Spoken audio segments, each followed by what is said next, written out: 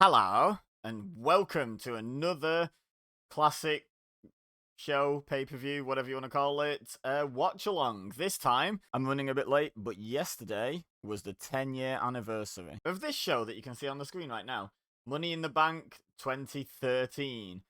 Now, going into this, I remembered exactly nothing about this event, but the little synopsis talks about the fake retirement speech from Mark Henry.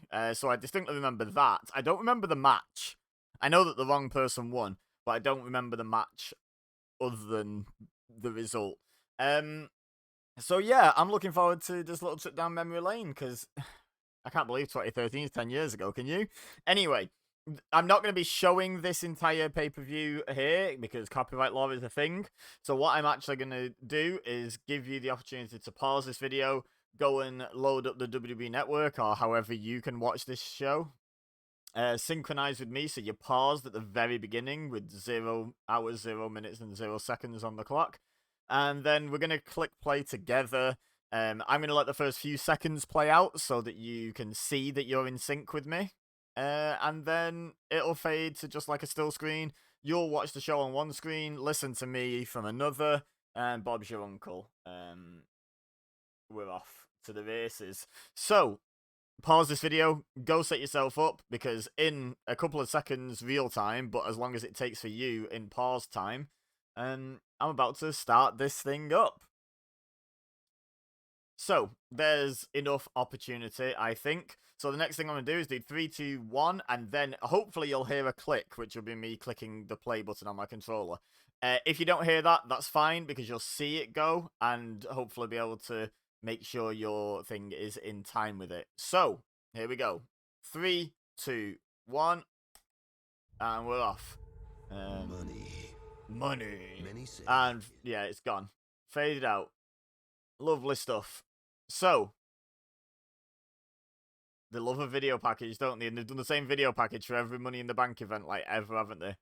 Money. Money. The deep voice. So this was pre-women's Money in the Bank. This is a Raw and a SmackDown Money in the Bank ladder match. Wolverine Punk. Well, we're in that era, are we?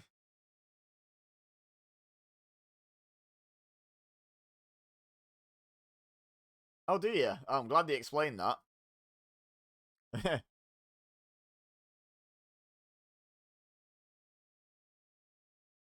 So is is this the Money in the Bank where Heyman screws Punk? Is that this show?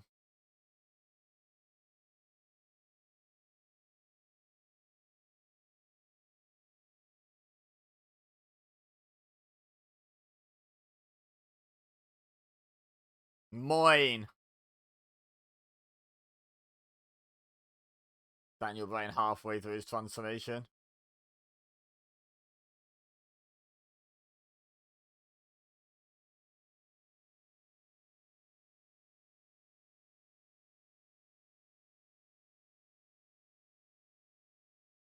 Oh, can it indeed? That promo, the Mark Henry promo, was just incredible.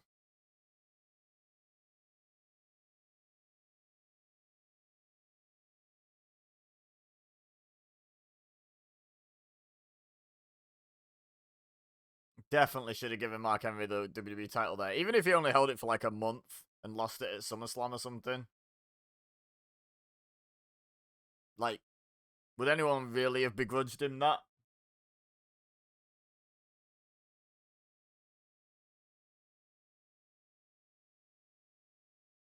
God, this video package feels like it's going on a bit. Good couple of minutes it's been so far. Felt longer though. Feels like you've driven the same point home many, many times. Anyway, we started. Oh no, now we have the intro. We have the intro video, followed by the intro, followed by the pyro intro. After the 3 intros, then we'll get into some intros in the way of wrestler entrances. Yeah. Fun times. Somewhat overproduced sometimes, WWE.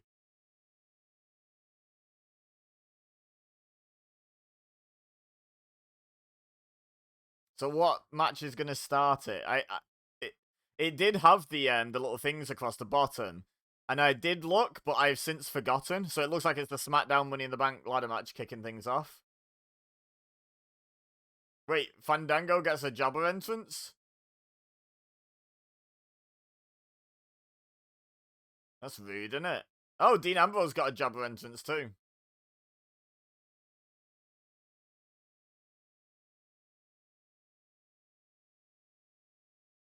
Remember Fandango? Dean Ambrose with his eternal US title reign where he never defended it as well.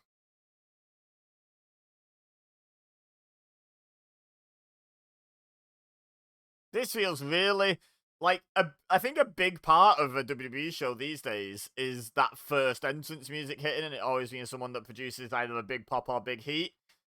That felt like a really sort of anticlimactic way to start the show, as weird as that sentence is. Anticlimactic start. Also, they're both in it, are they? They still had his Antonio. And his Cesaro, for that matter. Oh, here we go.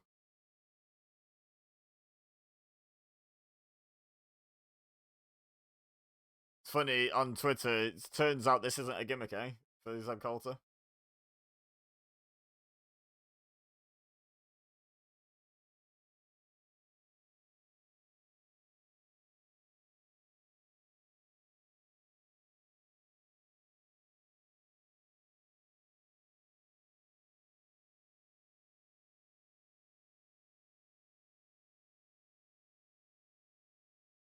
Where is this?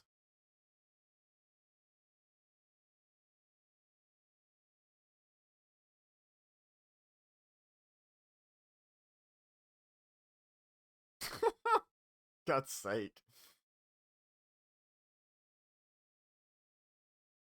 Philadelphia. Has Philadelphia got a big Hispanic demographic? I mean, I know a lot of America does, but I don't think... Is Philadelphia known for that? Not by me, it's not.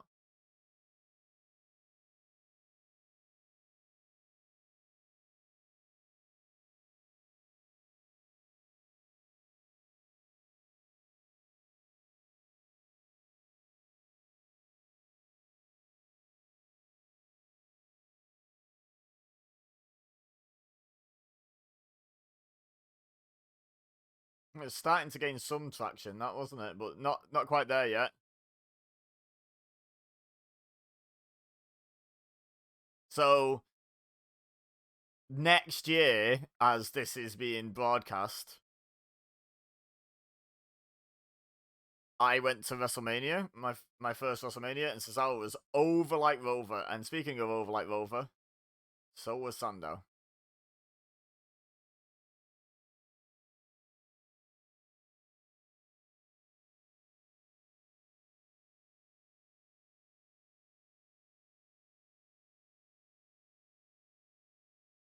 You're almost there, Cody.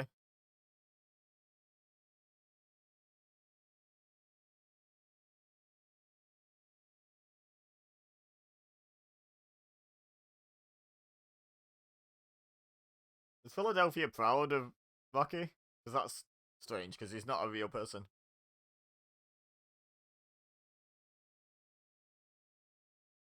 So is Wade Barrett face interrupting Damien Sandow? He's just Wade Barrett here. He's not Bad News or King Barrett.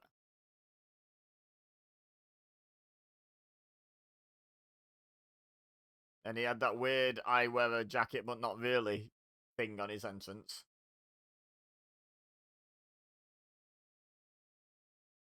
JBL looked a bit lost then.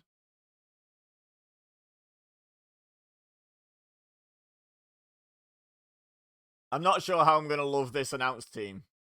This is not peak Michael Cole. I don't think I really enjoy even peak Jerry Lawler, and this is far from that.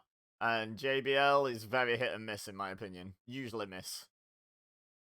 A lot of heels in this. Like, who's the face in this match? The Rhodes Scholars are heels. The Real Americans are heels. I'm pretty sure the Shield were still heel at this point.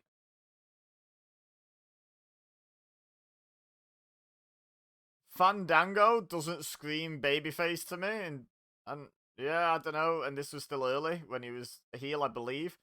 Are there any faces in this match? I mean, there's sort of like crowd assigned faces. The crowd are getting behind Sando, getting behind Cesaro. Wade Barrett pretty much is never babyface.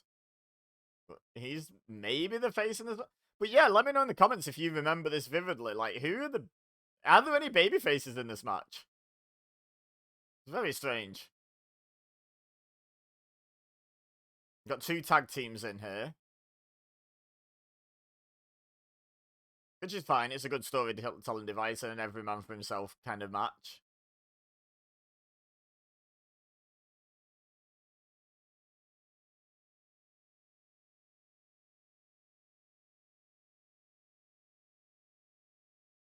So, the mustache was a choice, wasn't it, Cody? It was a choice. Oh, he barely hit that. I'd rather land flush on it than hit the edge of it.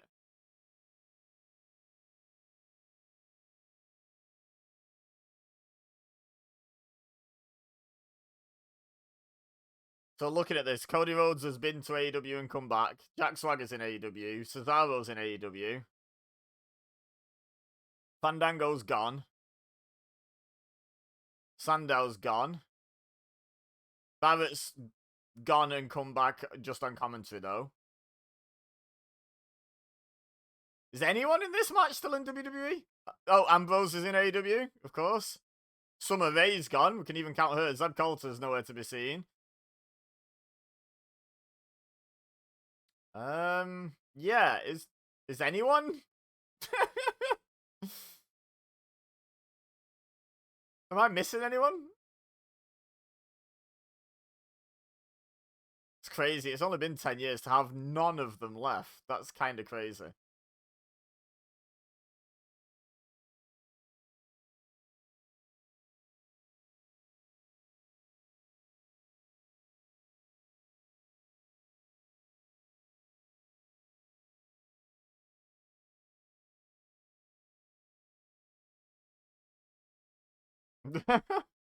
Rude. Has there ever been a better example of someone who's looked better with a beard than without than Wade Barrett? Like when he initially debuted, I don't know, just did not look good. But with the beard, he looks pretty decent, I think.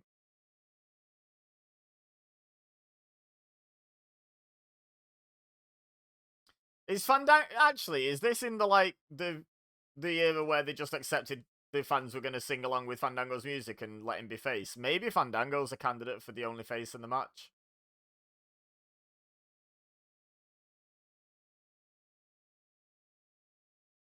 Yeah, it's the same year. Didn't he debut at 29 though? So I'm not sure if they turned him face that quickly. Maybe they did. I don't know.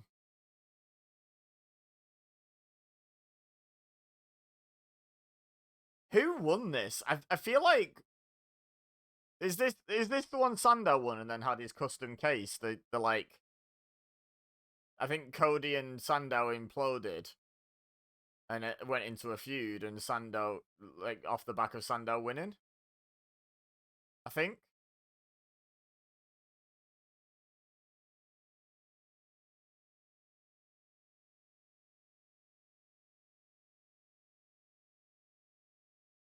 Like I'm trying to think. I know Fandango never won it. I know Ambrose never won it. Barrett never won it. Swagger's already had his one win. Like, that was like 2010 or something. I think they mentioned earlier. Cesaro never won it. Yeah, it's got to be Sandow, hasn't it? He's the only one left.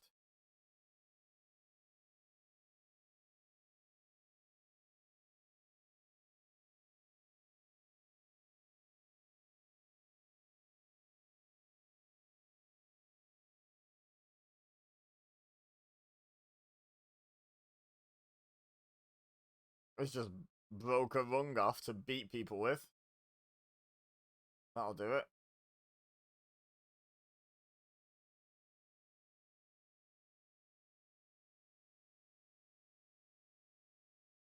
Yeah, it's a unique spot, that's for sure.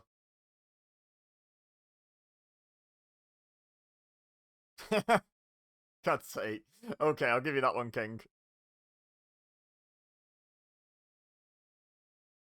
Keep it around that quality and I'll be fine with King being on this show.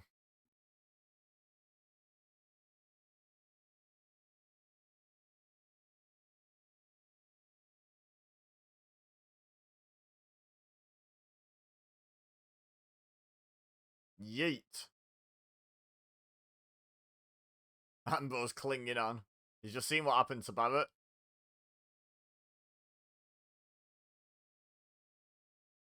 Oh. Nope. You got that one wrong, Cole.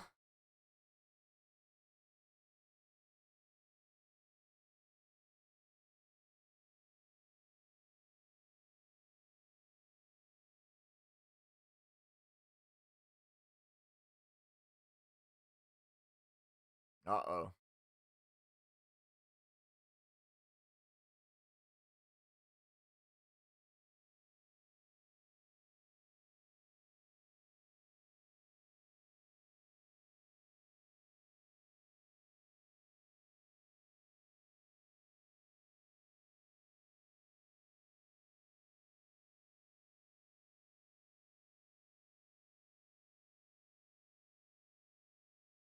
Imagine, they could have had Cody Rhodes and Cesaro as a world title program down the line from this. Like, just think of, like, the possibilities this match could have produced.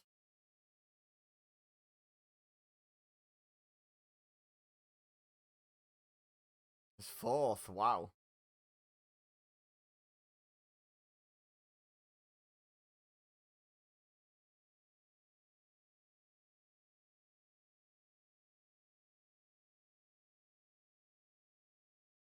Oh, that looked low. I mean, not from a disqualification perspective, obviously, it's like that. Just from a, was that shoot a bit low? Maybe Cody didn't enjoy that one.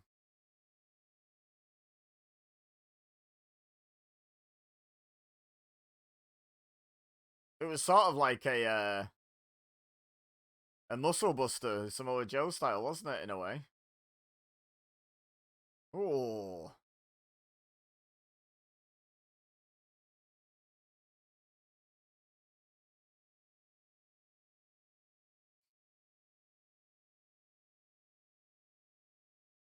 That's not 2 days. But wait, was SmackDown taped in those days? Oh my god.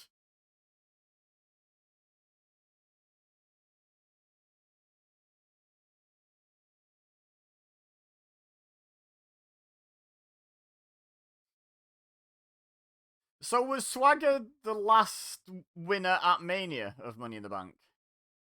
Yeah, take your time turning your elbow pad inside out or whatever you're doing, like while he's trying to grab a briefcase.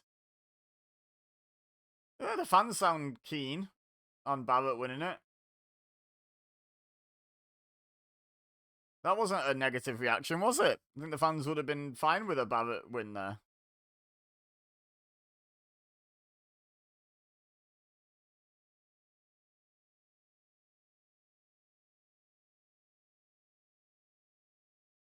Nice. That was really well executed. Like, that was really well done by Fandango. Quite often, because of how dodgy they are coming off a ladder and potentially banging your head on the way down and stuff, they look a bit janky. That one was really smooth.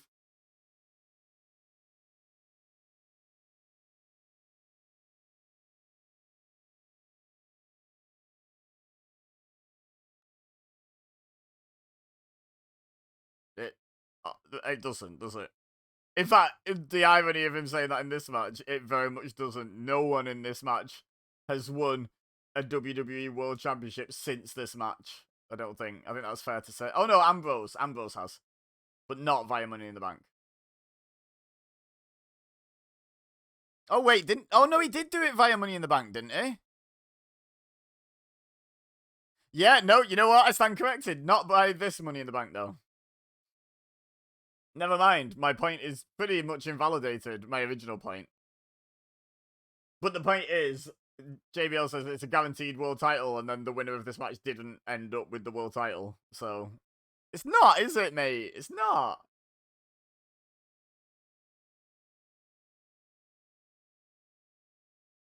No.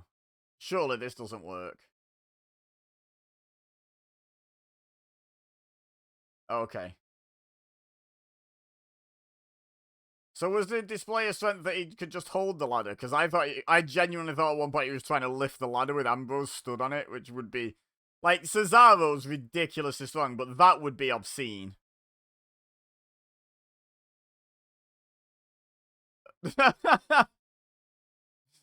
I mean, it doesn't look painful in the slightest, but still pretty fun.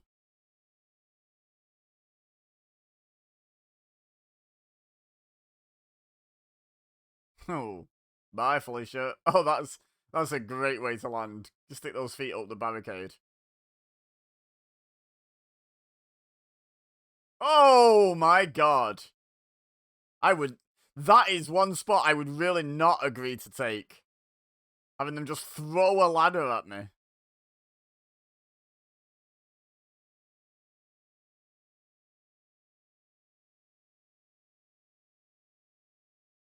Why wouldn't you put the super strong dude on the base? I mean, I'm not denying Jack Swagger's also strong.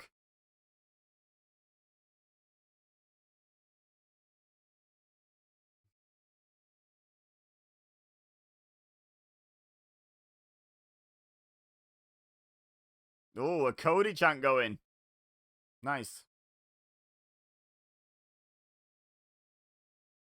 What a difference 10 years makes, eh? In terms of his positioning in the company. 10 years and a bit of a holiday. Went away for a bit and sunned himself somewhere, then decided to come back. Got a "This is awesome" chant, which feels generous. It's pretty good, though. Speaking of things that are awesome, Crossroads is like one of my favorite finishers ever. I just think it looks awesome. Like, I just love that. It's really convoluted and not realistic in the slightest. It's a ridiculous finisher, but it looks cool.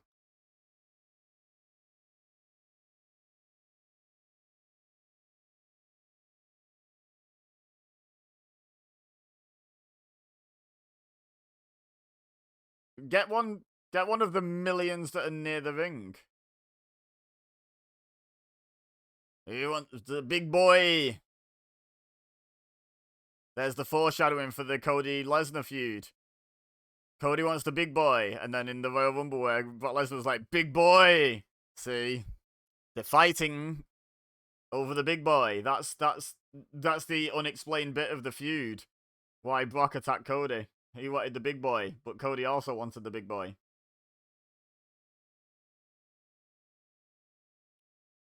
Confirmed.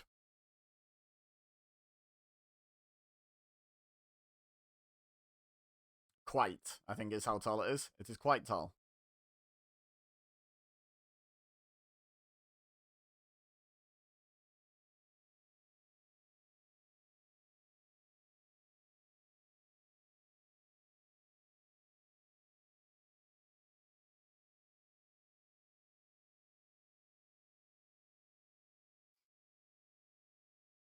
Oh, we got blood.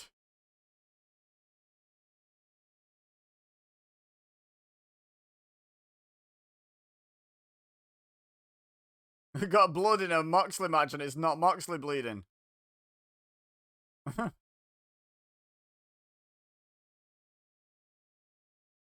Go a bit slower, Cody. Is the shield. So definitely heals. Yeah, it's no DQ. Why haven't they been out there from the start?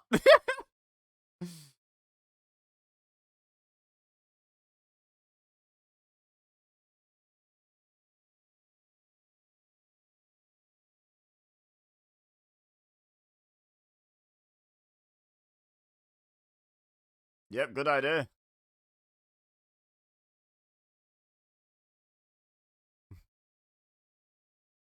Alright, Reigns, calm down.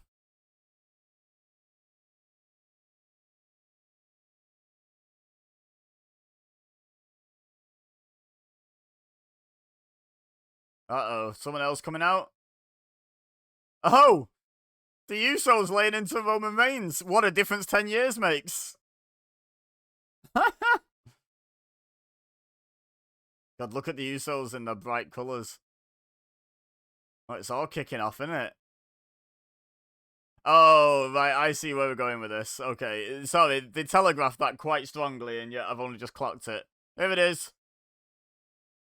Big, massive bodies for Ambrose to fall on. Yeah, makes sense.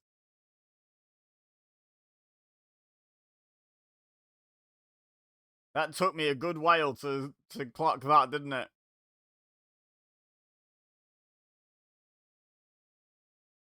Oh dear, JBL. You're not doing well for predictions in this match, are you, mate?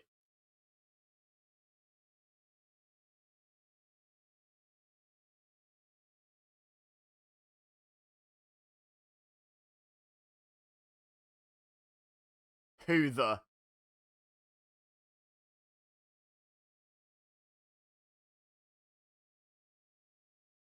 bottom of the ladder, mate. Not like this.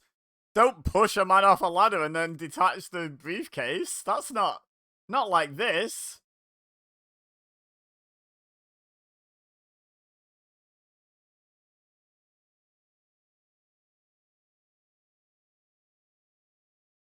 And then he didn't even win a world title. Sarge.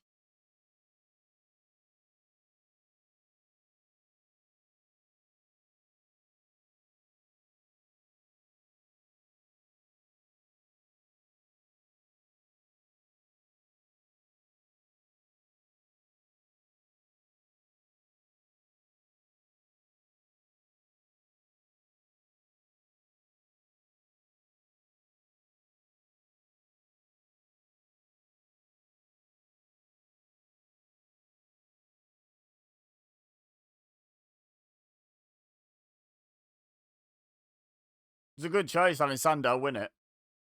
But then they did nothing with it.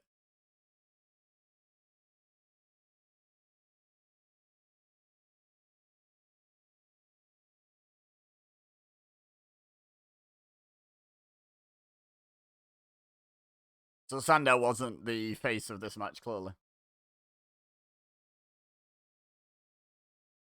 In the recent watch along of WCW Bash at the Beach 1998, I did predictions.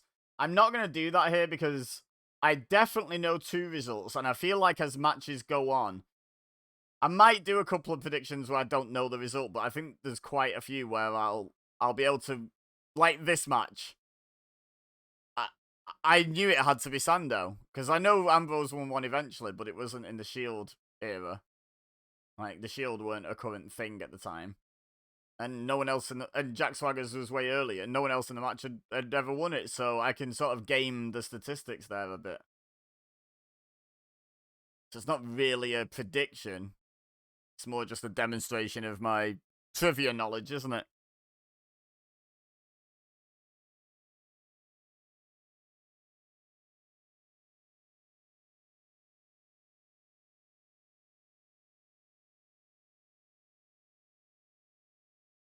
Bar Felicia.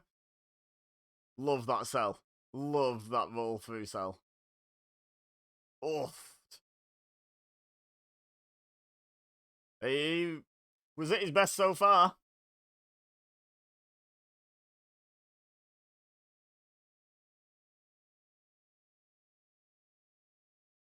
Ambrose took a couple of good spills, didn't he? Went off a ladder over the top rope to the outside twice. Once he had the entire tag division to catch him, but the other time he just landed on the outside.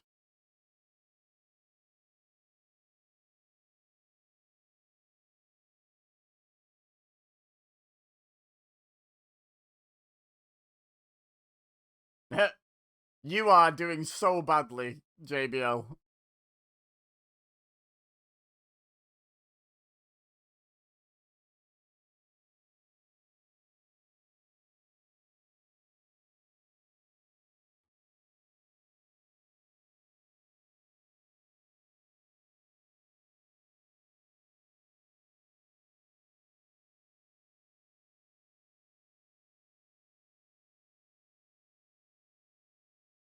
Does Michael Cole still have that nose? Or has he had it done? That's...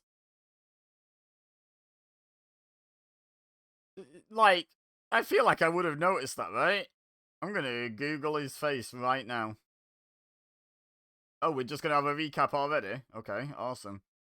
Michael Cole, 2023. Images, here we go.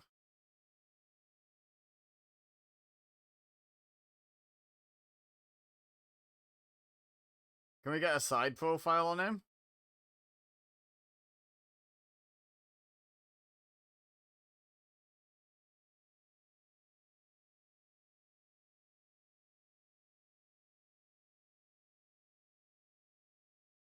Oh, who is it? Oh, God.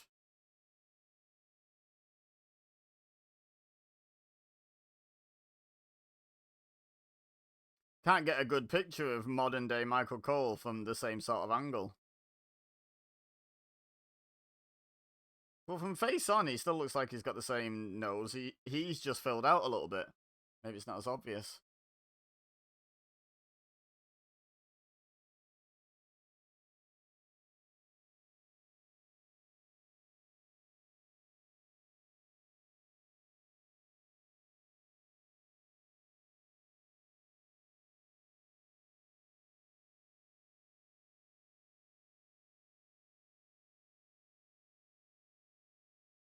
I'm sure the show could have coped without this.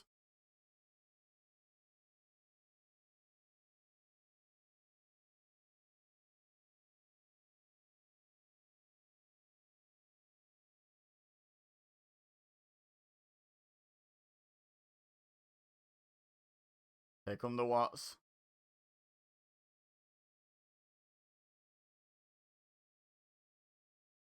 Ha ha ha, so funny.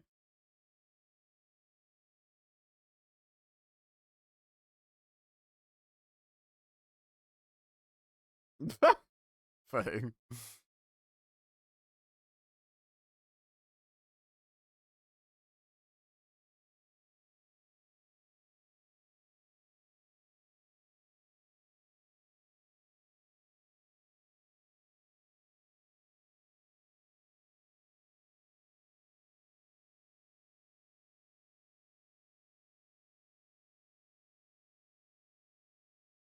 Like Kofi Kingston and Big Show up there.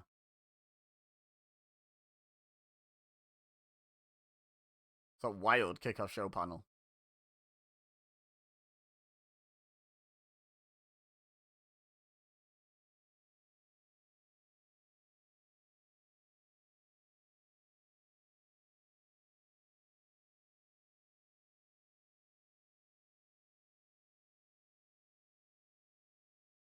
This is just boring.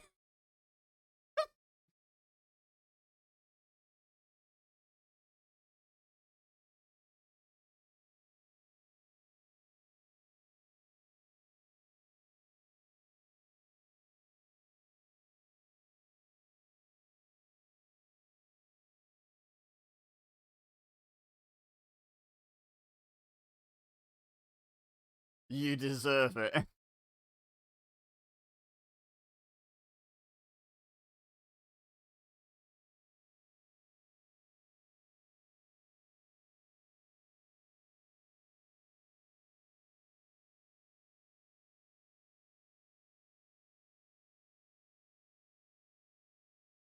What great heat. Can we just not?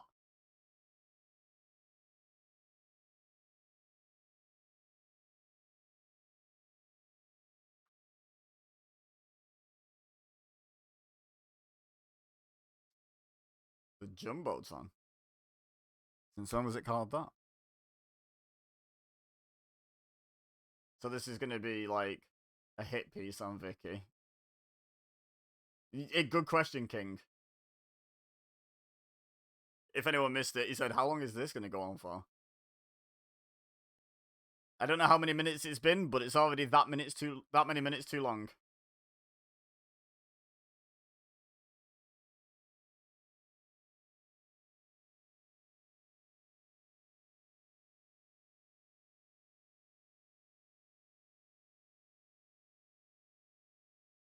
Oh, God.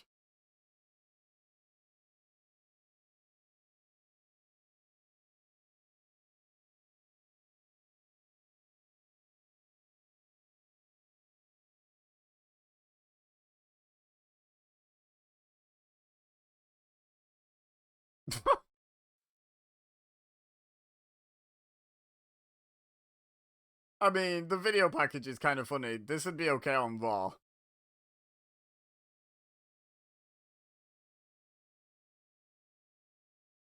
She was a good sport, wasn't she, Vicky Guerrero? Like, fair play to her. She went through some stuff.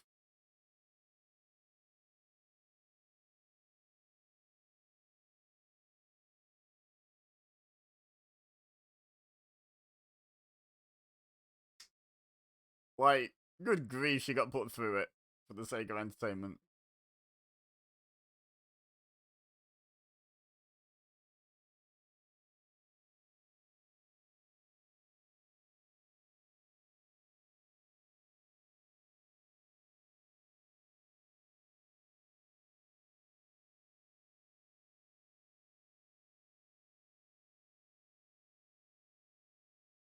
Can we just end this? My God!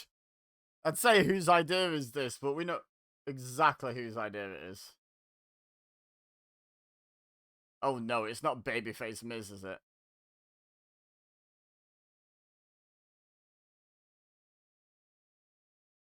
Oh, I thought Miz was coming out to make the save, as it were.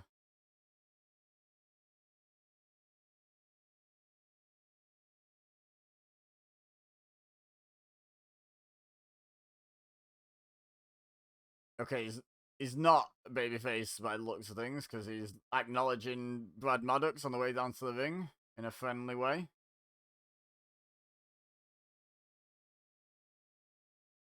And honestly, it doesn't feel like Babyface Miz, because Babyface Miz was very much neutered in terms of his entire character. So,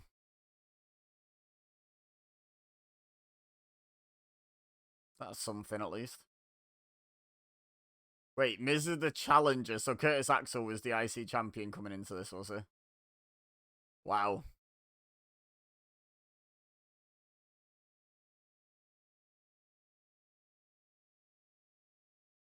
Funnily enough, the watch along 2 days ago, his father was challenging for the world title.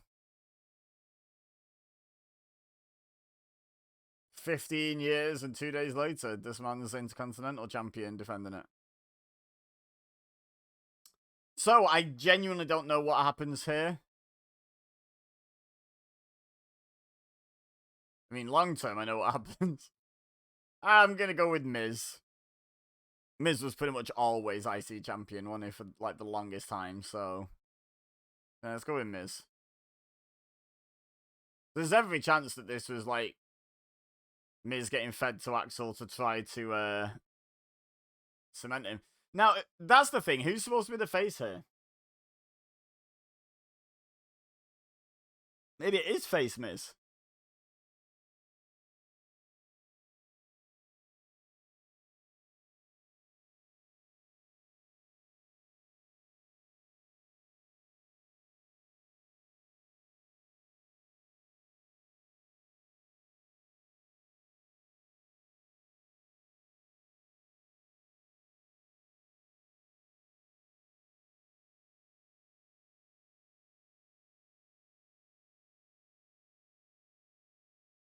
Or maybe they're both heels.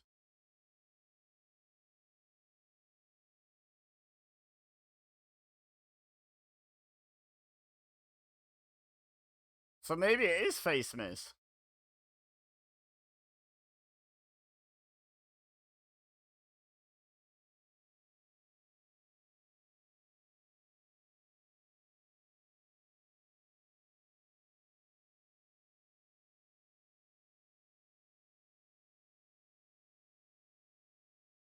Ooh, that was a nice chop. Good grief. That was loud.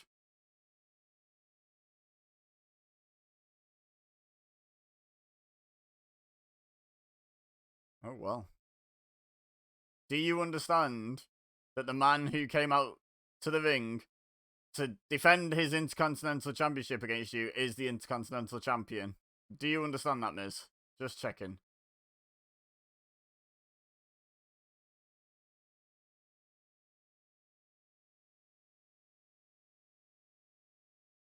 Yeet! I think this is babyface Miz, you know? Maybe pre-neutering, because he still had a lot of his attitude.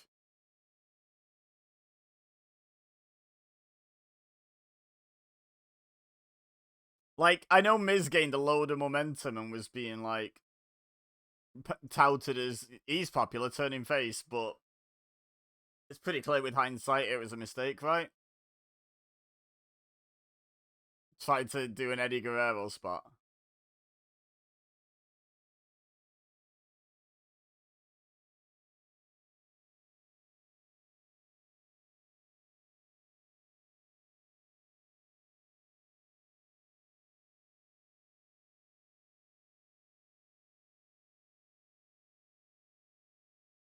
Oh, the fans are not on board with that.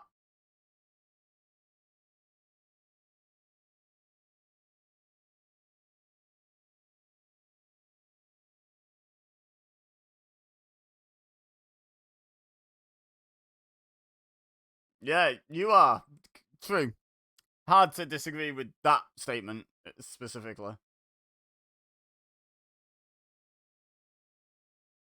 Wow.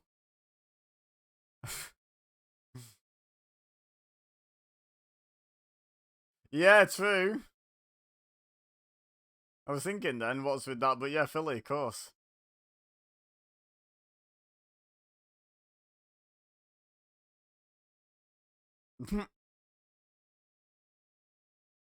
So with that in mind, was that just tone deafness on WWE's part of what the live audience would want, or is Miz actually heel here? I get the feeling Miz is the face, but it's not the most clear thing ever, is it? That's been the whole theme of this show so far. Who's the babyface in WWE in 2013? Seemingly no one.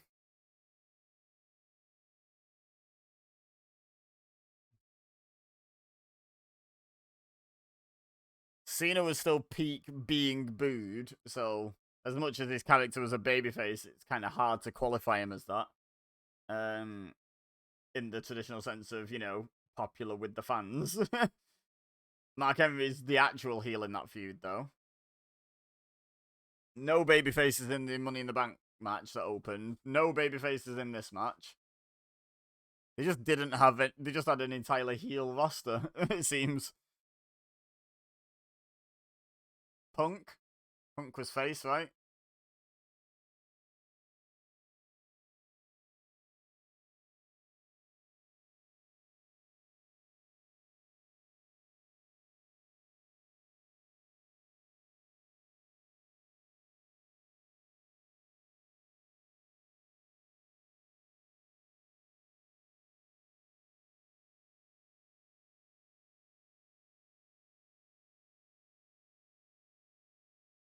It's weird how they didn't just let him be Joe Hennig.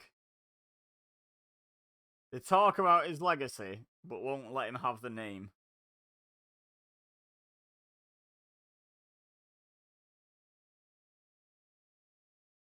Like, imagine if they'd done the same with Randy Orton. Yeah, you can acknowledge that you're son of Cowboy Bob, grandson of Bob Orton Sr., but we're going to call you Bob Bobertson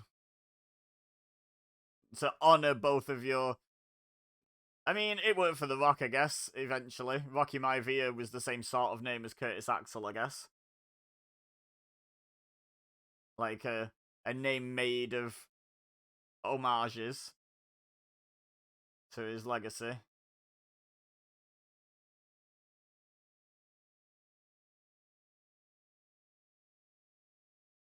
But yeah, the legend killer Bob Bobertson doesn't quite work, does it?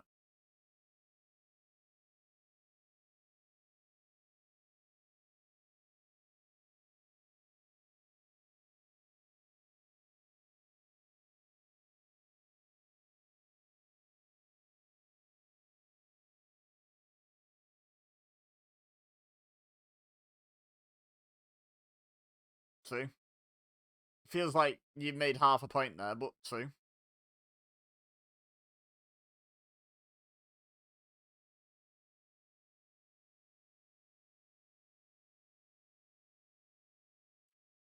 I don't know if the fans are being contrarian by cheering there, or if Axel's genuinely supposed to be the face. I genuinely have no idea. Miz is in his figure 4 phase, his figure 4 era, which was a babyface thing, I think. I think the fans kind of wanted Axel to win there with that.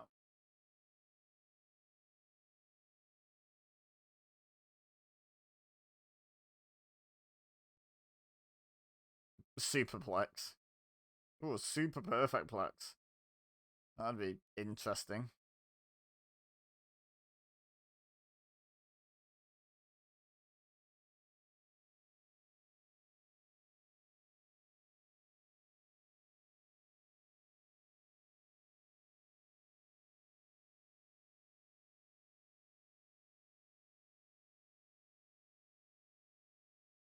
That was not an atrocious application of the figure 4. Miz gets so much grief for his figure 4. That one specifically was pretty well applied, if you ask me. Whether or not that was a one-off, I can't really remember. I just know he gets a lot of grief for applying it terribly. I mean, the legs maybe not in the right exact place, but like it was. I think the main criticism was it looked really awkward him applying it, but that was quite quick and fluid.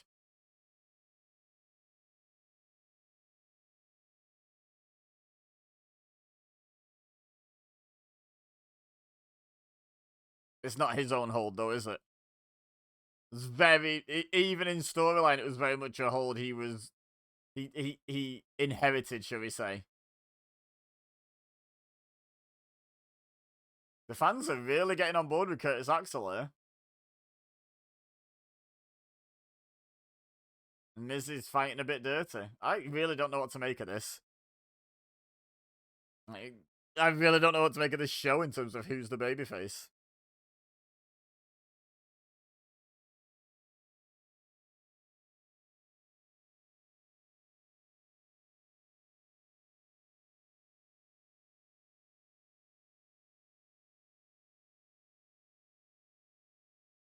Yeet.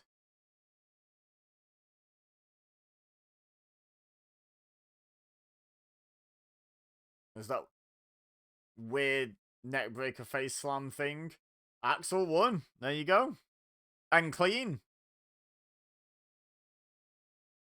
I did say when I made the prediction of Miz, this could have been Miz being fed to him to try and get Axel over at the time. It seems it was.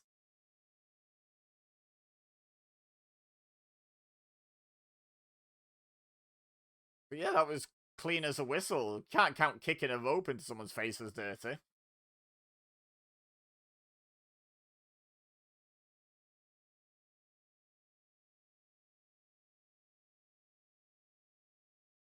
What? What? Excuse me, Michael Cole. The first time anyone has ever turned a figure 4 leg lock to their advantage. I know WWE likes its revisionist history. But what? I think maybe they mean it's the first time Mrs. has been reversed, because I assume he's only just learned it, basically, at this point. But, my god, say that, because what you said was just incredibly untrue.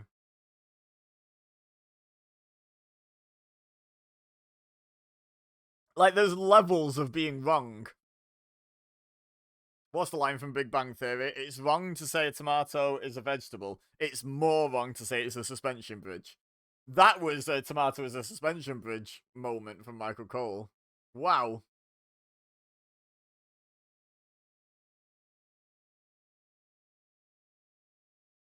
He can get stuffed. Oh, he's going to be in the...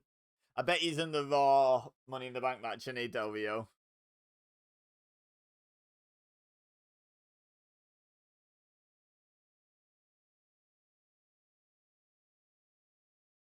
The thing is with Del Rio, it's pretty well known he's an absolute scumbag. like in real life and just a terrible person. Some wrestlers that are notoriously terrible people at least have the caveat that when they come on a show like this and I have to watch them, they're at least entertaining to watch. They're at least good. I never found Del Rio good.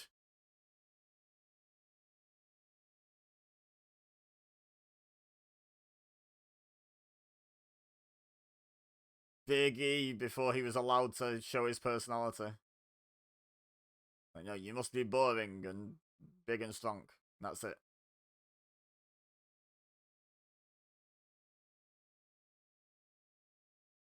Okay.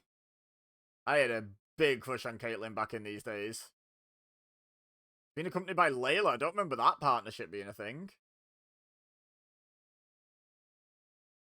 The first ever Divas contract signing. Wow. Switch prestige. They were really doing the women's revolution seriously, huh? Okay, so I don't know the result of this at all. Let's have a look at this contract signing.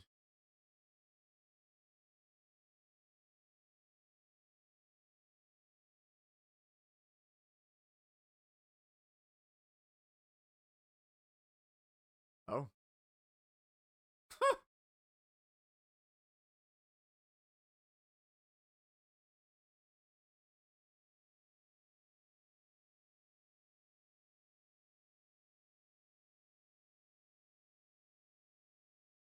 Go on, Big E.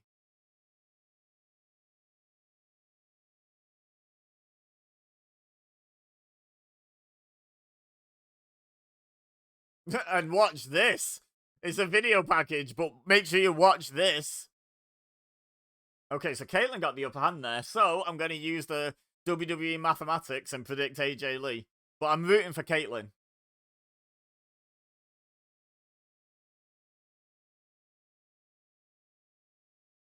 That was such an insulting championship design, wasn't it? I don't even think it's that ugly. Like, people slate it and stuff. I don't think it's actually a bad... No, I do think it's a bad design. How do I word this? I don't think it's an ugly belt. I just think it's an insanely inappropriate belt. Oh, this is the girls' title. What are the girls like? Butterflies and pink. Like, do you know what I mean? Just, oh.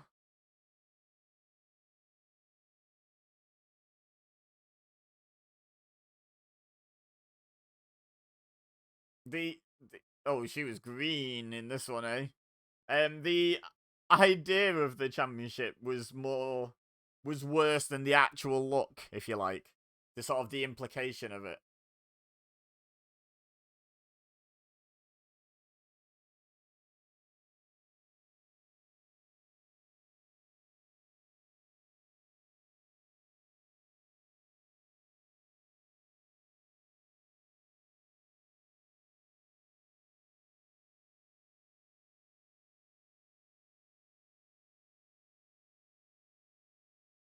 I mean, she's literally the champion, so yeah, probably a good idea not to count her out.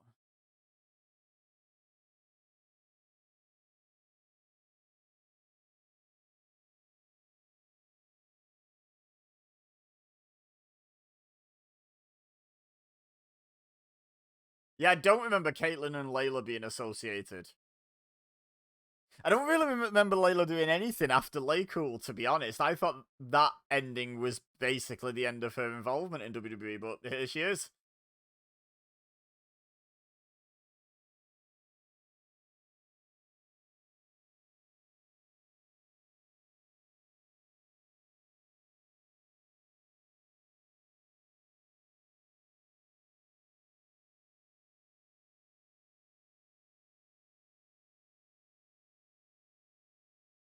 Why are we focusing on Layla?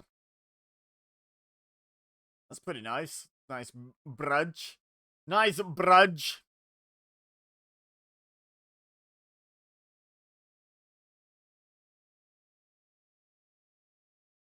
It's not exactly riveting stuff, this match, but that was a nice little walk, like flip through into the bridge kind of thing. Not sure how to quite describe it.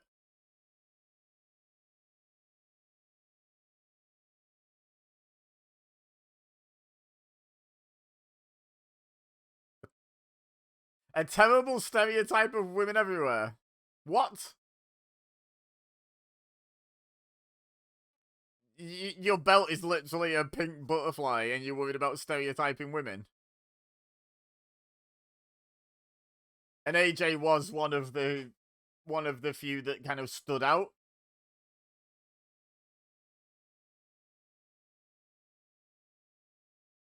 So again, in this, who's the face and who's the heel? I mean, I know in this era where it was like Big E, Dolph Ziggler, and AJ were a team, they were heels. So I guess AJ's a heel. So is Caitlyn sort of de facto face here? Layla as a face just doesn't feel right to me. But I guess Caitlyn's the face. But yet another chapter in the book of who the hell is a babyface in WWE 2013.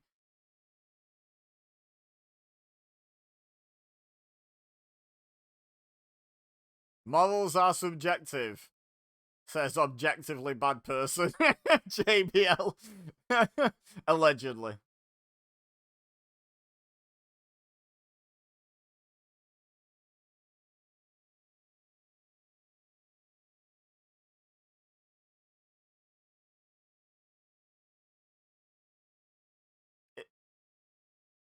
Isn't the whole point of, like, wrestling to take advantage of someone's weaknesses and beat them? I'm not sure what point Michael Cole's making. They're having one hell of a match. That's generous. That's almost as generous as the "This is awesome" match and chant in the first match. Crossroads? Nope. Shows off to the crowd to literally zero response. I hate to say it, but it was true. Gotta call it as I see it. Or, in that case, hear it. She paused, she looked out to the audience, she raised a hand, and that's the point where in your dreams the crowd goes wild, and they just did not.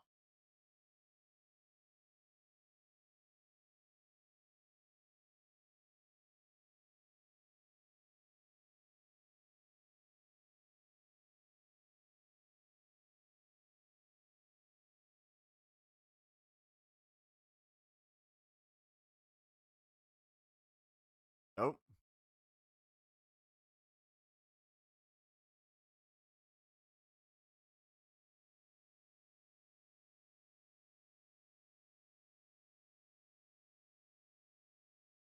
What's the big obsession with, like, just calling her crazy constantly? She doesn't even seem that crazy, honestly. Good hands.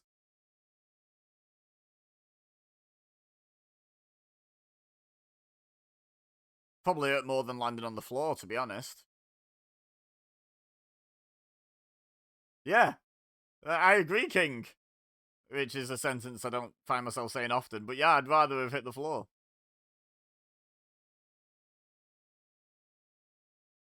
And she's near the ropes.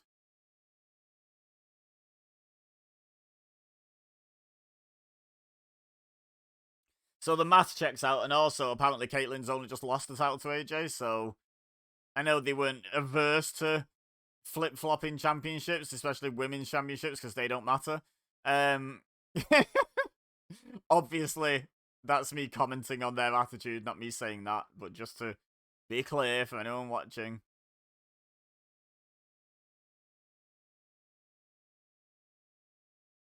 But I don't think it's going back to Caitlyn here. Happy to be wrong.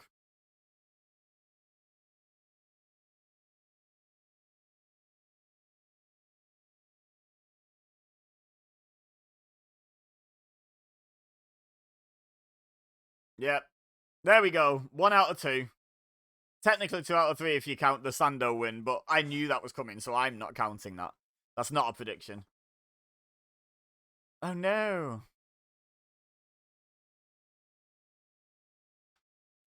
So I think that was the most clear cut of the night so far, where I think Caitlyn was very much supposed to be the babyface there.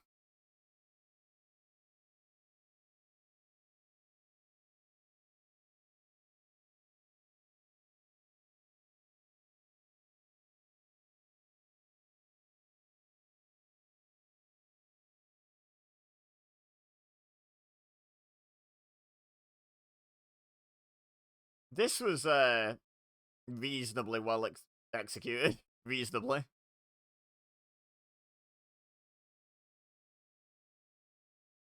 It's funny how the submission, they built the entire match around her having one bad arm, and then the submission was basically applied to the other one. That's pretty funny. They should have tested out the move beforehand and realised which arm it hurts, and targeted that arm instead. Oh well. They shoulda, woulda, coulda, hey? Correct, yes, that has been mentioned once or twice.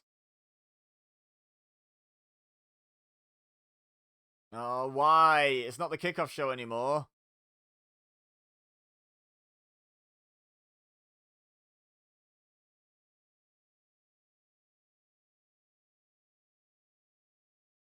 Oh god, let's not talk about that anymore, please. Jeez.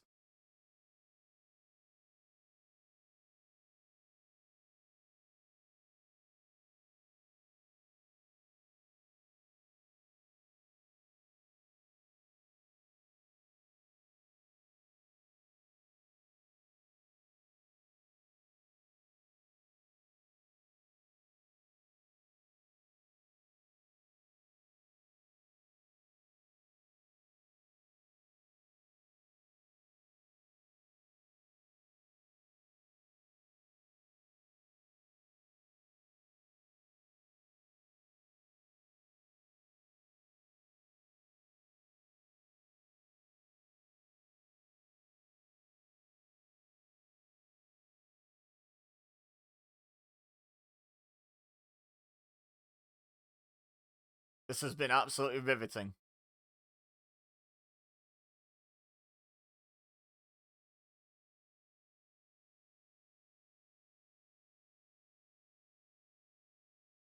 Oh, really?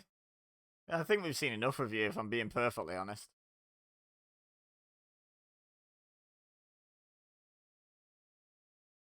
Okay.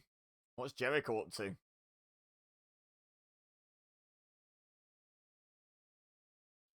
So there's a world title match, I assume. There's another Money in the Bank. There's a WWE title match that definitely doesn't include Jericho. Or this could just be something else.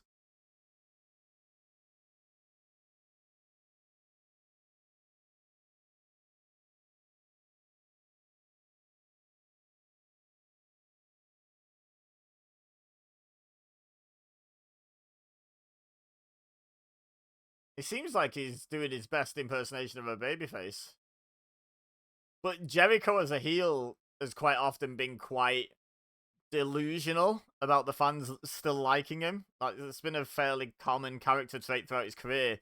Saw it on Bash at the Beach just like 2 days ago when we watched that. He's still doing it now in AEW to an extent. You know, still letting the crowd sing along with his music, and they love me. They really love me.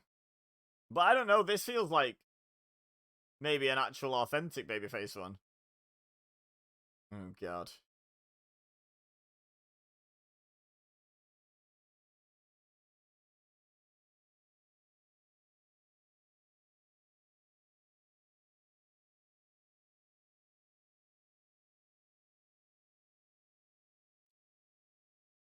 Option 4, retire. Oh, is it option 3? I can't remember if there was 4 options in that poll. Main event anywhere in the world, that.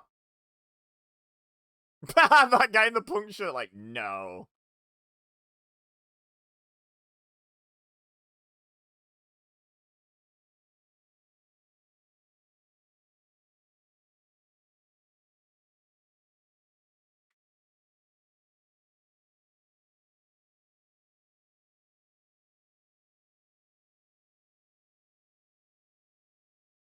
So, Ryback's the heel here?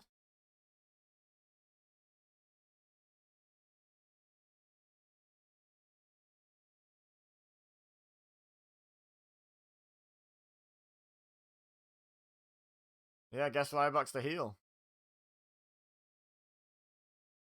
So this is just like a random singles match. Ugh. But why?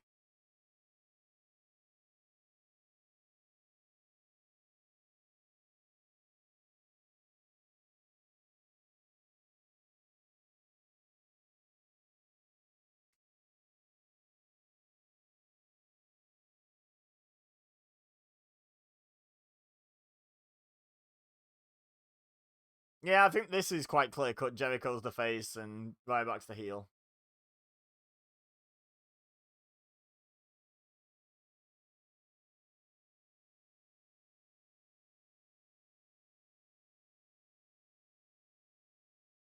Oh god, that's what I have to do, I think.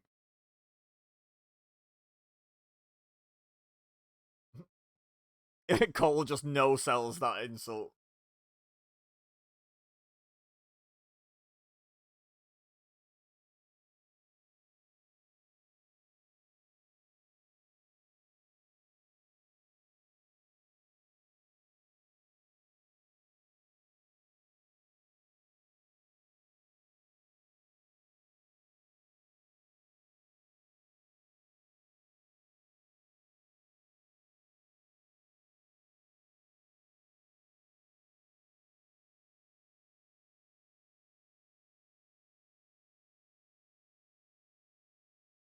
Mm.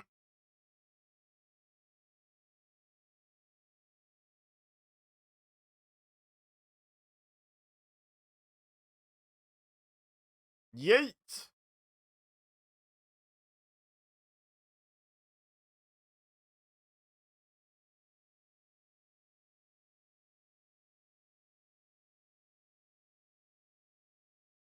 I care very little about this match. But I will say, there's a chance Jericho produces something good out of Ryback here. I don't like rate Jericho as highly as some people do. Like, some people seem to unironically want to declare Jericho like the GOAT. And it's like, it's not that. But he's right up there. He is really, really good. Is he good enough to get a good match out of Ryback, though? That's levels, isn't it?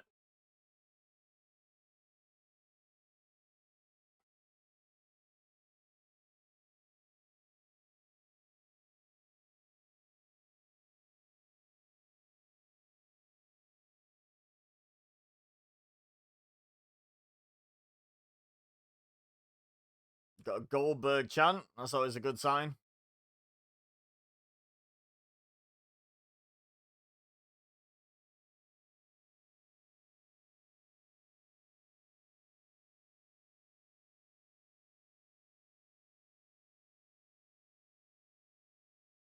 Here we go, springboard dropkick. Yes, indeed. No, countered.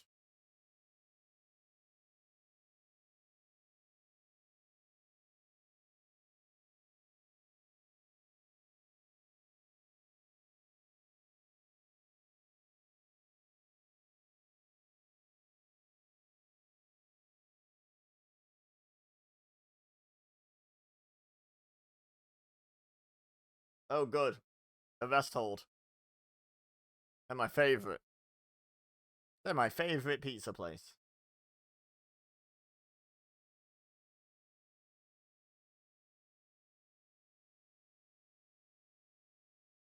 Excuse me. Excuse me. No, it's definitely not called that.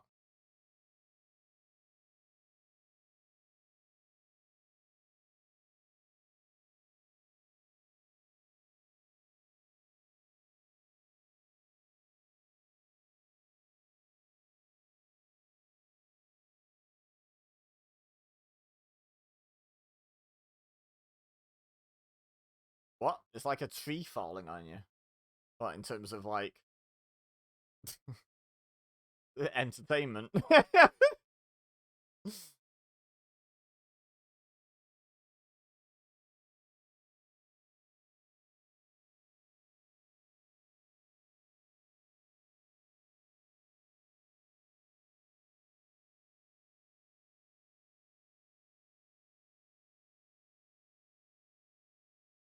Oh,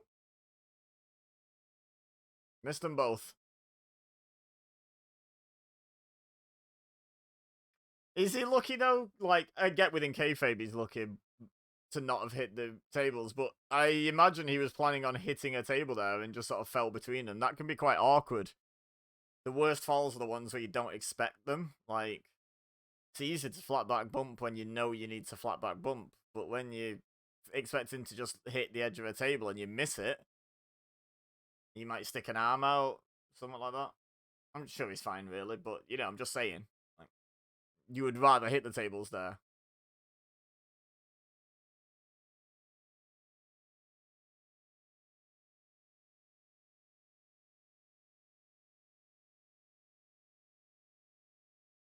Was that a Beal just threw him by his head? Yeah. Wake up, stupid. Yes, you do. What an amazing singlet for Ryback to wear.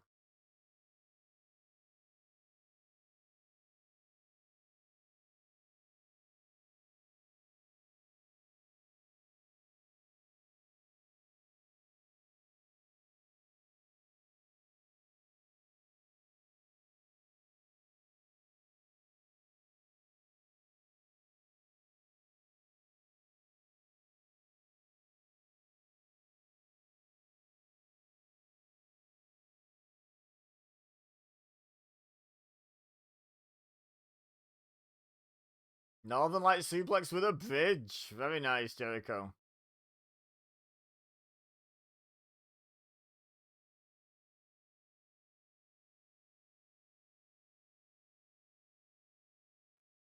But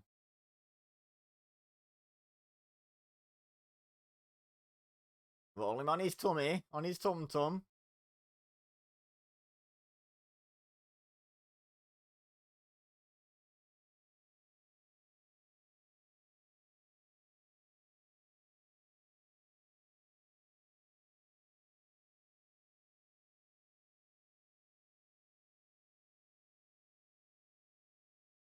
He's not like that quick at that, is he? He loves doing that little thing where he gets thrown over the top rope, catches himself, goes up to the top. The only thing is, to have the element of surprise, it has to take like less than about a minute. Wake up, stupid. I know there's meant to be a comma there, like, it's like, wake up, stupid, but really, to me, that just says, wake up, stupid, on Ryback. Which is what he does every morning.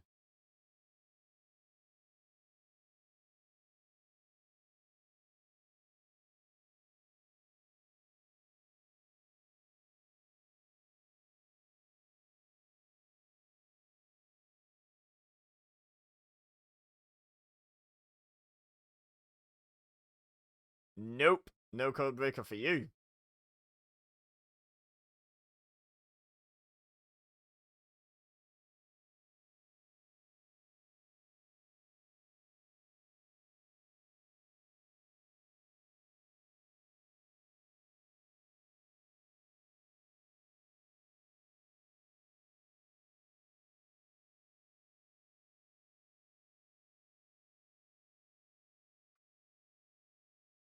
Incredible strength to do a deadlift powerbomb there. There's no one else in the ring that's ever managed to do that. That's for sure.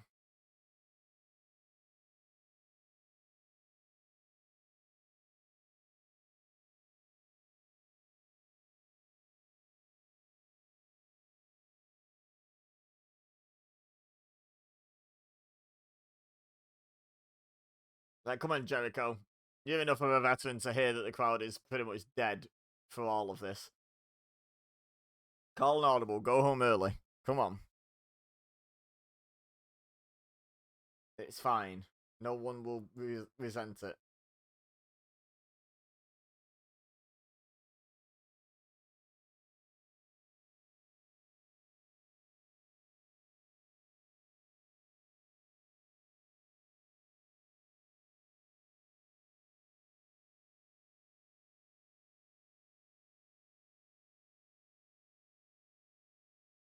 Jericho's quite happy to take the count out, it seems.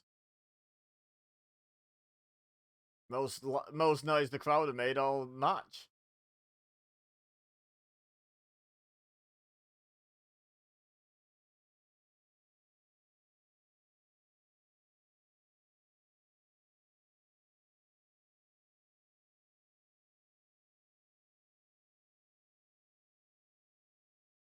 Is it enough? Is the well-known finisher of Chris Jericho, the crossbody block, enough?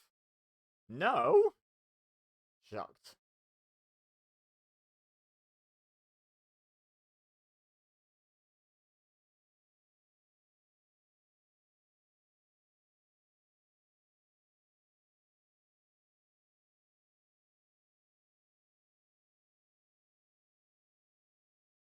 Wow, telegraph watching the kick out a bit more, Ryback. I know everyone does that, but geez.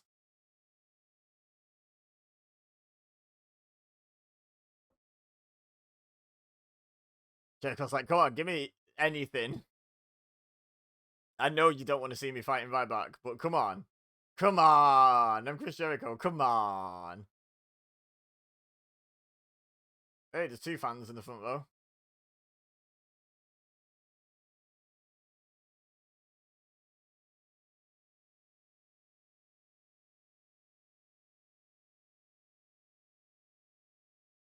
Wow. Okay, I didn't even try and predict this one, but certainly wouldn't have predicted Ryback with a roll-up. I might have predicted Ryback, but what? It was a terrible schoolboy as well that Jericho had to act like he couldn't kick out of.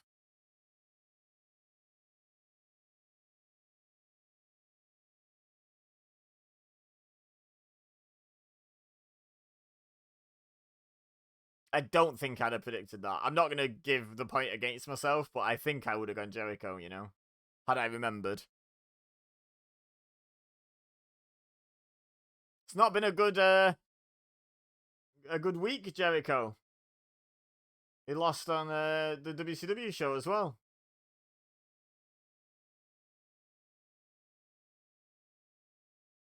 This, like, 7-day period that includes both these recap videos, these watch-alongs. Good time to fight, Jericho, if you can get a match with him. He lost 25 years ago this week on pay-per-view. He lost 10 years ago this week on pay-per-view.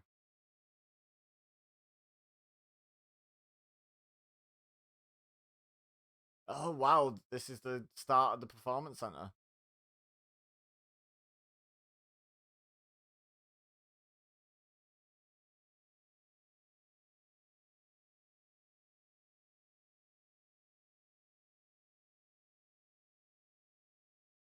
Yeah, they were right, eh?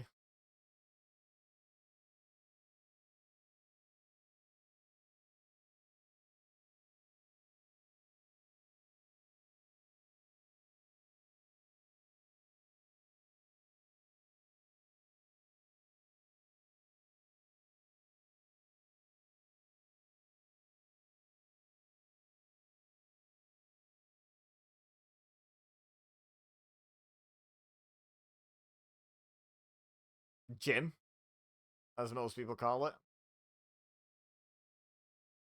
Was that Baron Corbin spotting Bray Wyatt then? It looked like to me.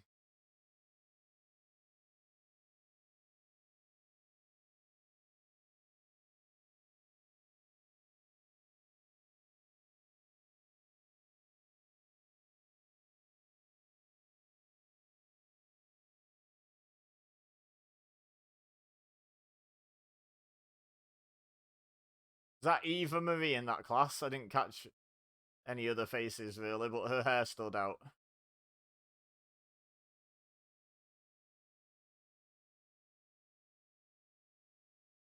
Oh yeah, nice guns, mate. Sit down. Yeah, super impressive. Oh, he's not even in the ladder match. He's the world champion. Ugh. Ugh.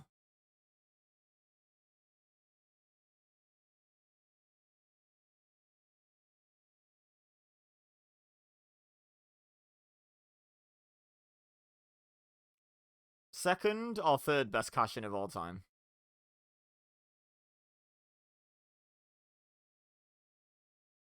Kind of hard to pick between this one and Edge's original one for second and third. Rollins is one, right?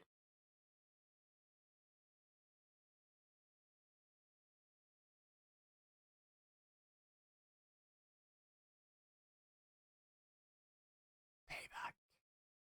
Payback.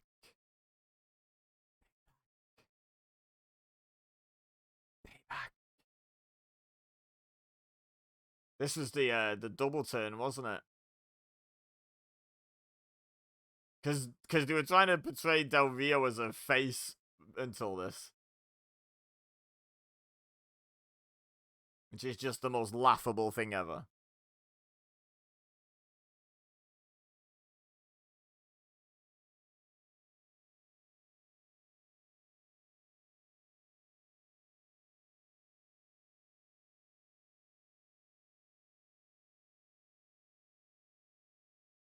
Oh, it's a You People promo.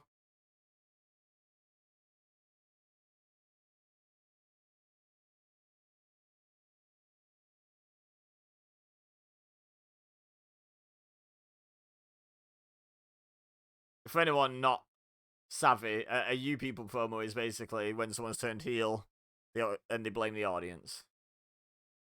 Oh, you never appreciated me. You turned on me. You cheered every time Dolph Ziggler's music hit to try and cash in. Like, you know, that kind of thing.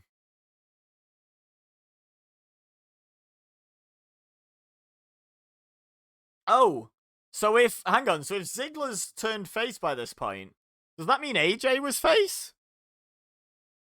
Because they're still associated at this point, as the graphic showed.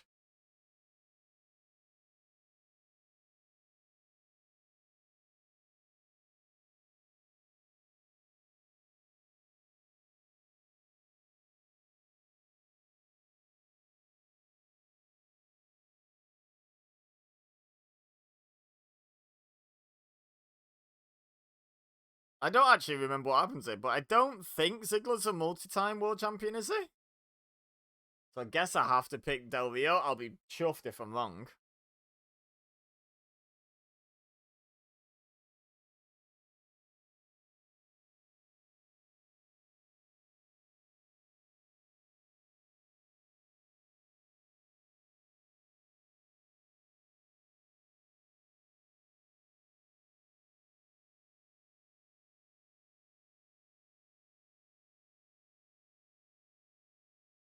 Definite 2013 is like peak Dolph Ziggler, right? 2012, 2013.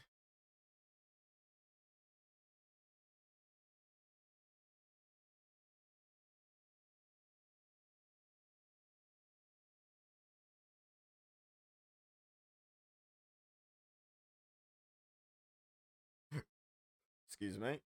Got the hiccups.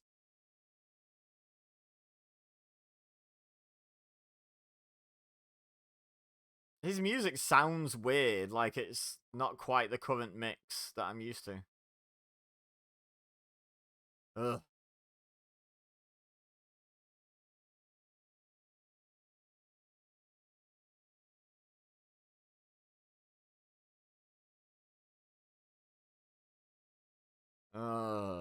Go away.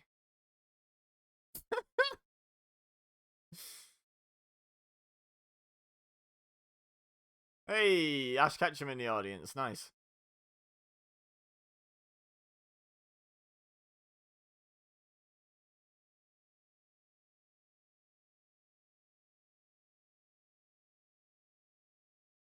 I don't think he is. Really?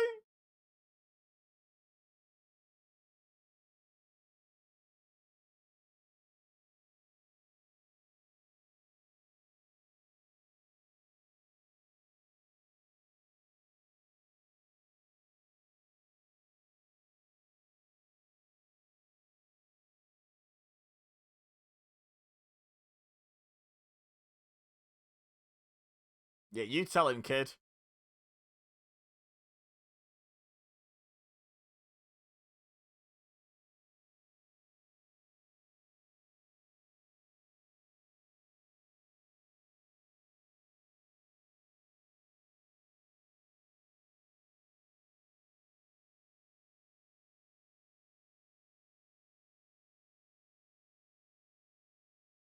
He's not got AJ and Biggie with him.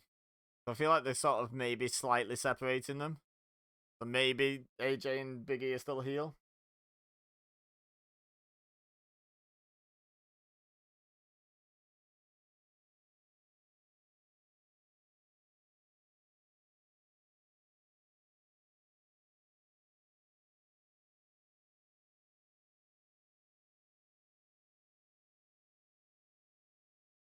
What's interesting about this match is getting it over with. Can't stand Del Rio. I love this era of Ziggler, but God, he was wasted on that on Del Rio.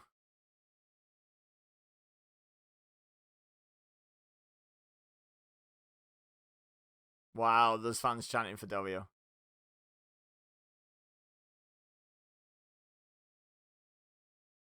Oh, I thought they were dueling chants. Maybe they're all just Ziggler chants.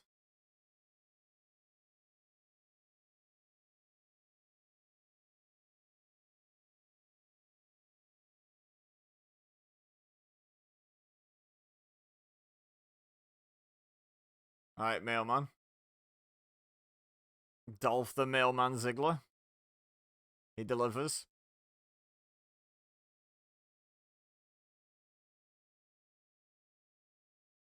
I do think it's a weird time for WWE 2013 because, like, in terms of the talent on the roster, Cesaro, Cody Rhodes, Damian Sandow, Miz was in one of his like kind of good times for like he goes in cycles, doesn't he, the Miz? But I think he was being used reasonably well and making good performances.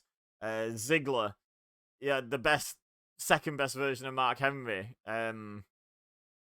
I don't know if he's injured or something, or if he's in the ladder match or whatever. But Orton was around at this time. Christian, I think, was still around. Punk, like peak Ziggler. He had so much good stuff going on, but so far this has been incredibly uninteresting for the most part. The ladder match was good, but it was good. It wasn't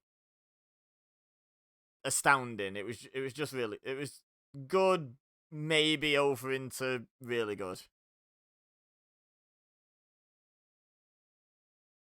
Finish was better than the match, honestly.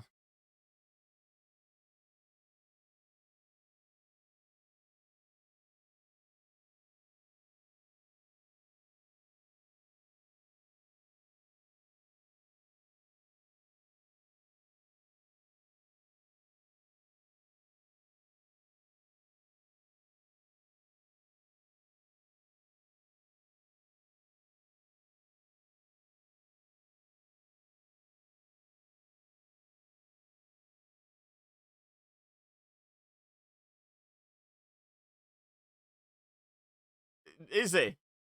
You saying he's in the building and he won a match in this building tonight? Wow. Do you know I'd never have guessed that he was in the building based only on the fact that he's won a match in this building tonight. Never would have guessed. Wild.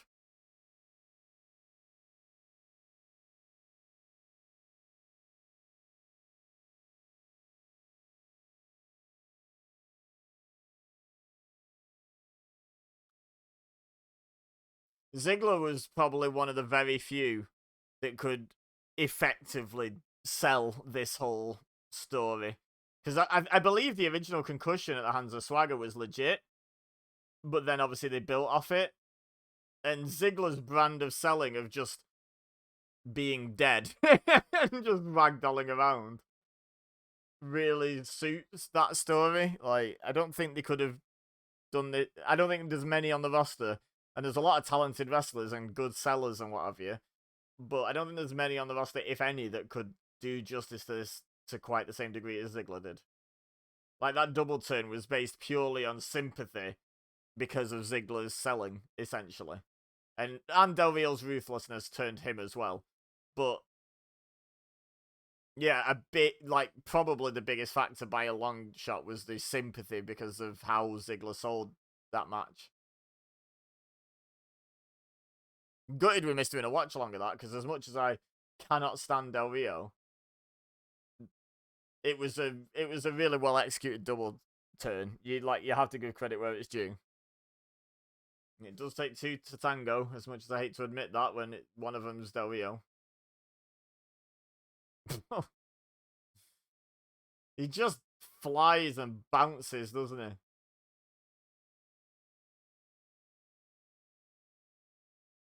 Oh.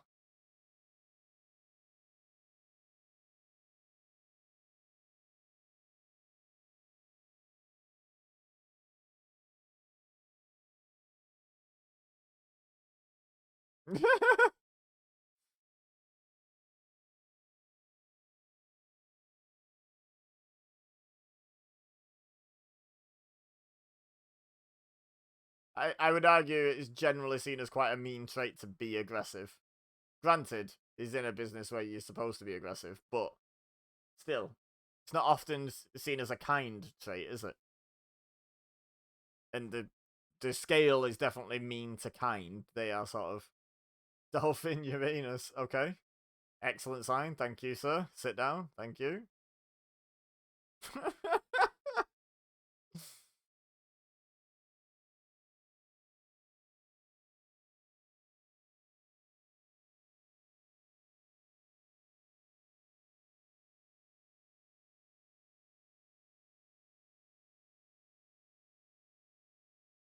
Or is that his finish at the moment? I mean, he's always had the cross arm breaker, but especially when he's heel and in a main event scene.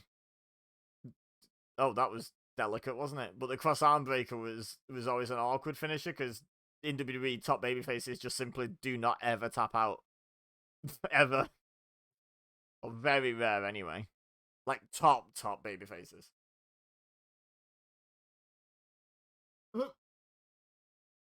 Oh, that was fun. I was just taking a drink.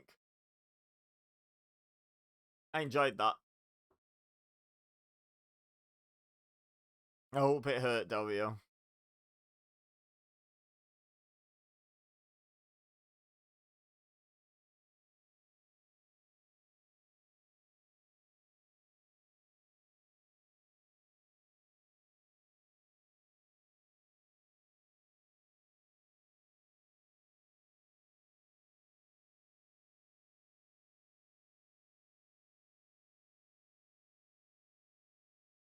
I do not, so.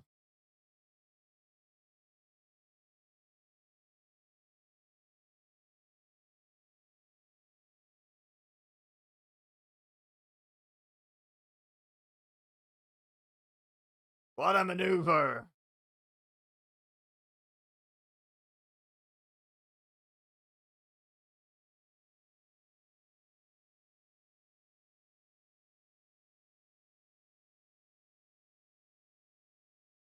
Hey, look, Ziggler's top. Is that the actual one Ziggler was wearing? Did that guy receive it?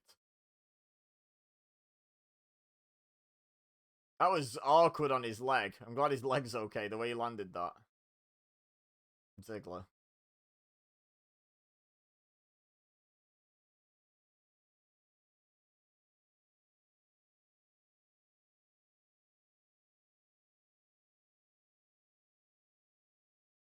Nope.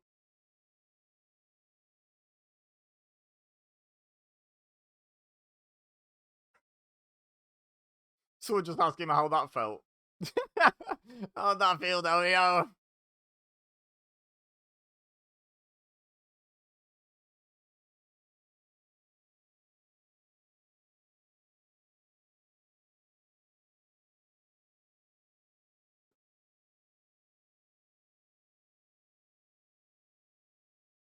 I don't think he's gonna.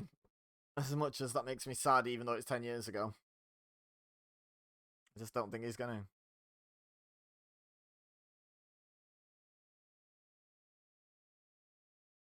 There's a good German with a bridge. Reluctantly give credit where it's due. It's not that Del Rio's a bad wrestler as such, like, in a technical sense. I find him very dull. His character, his style, his matches, just... I generally just find him quite dull. Of course, Dolph Ziggler in 2013 could have legitimately got a good match out of a mop. So...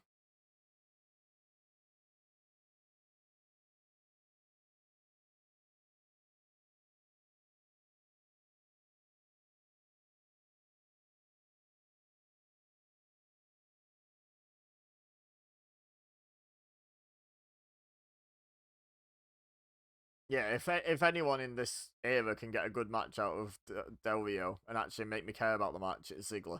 And we're getting there. It is quite fun, this.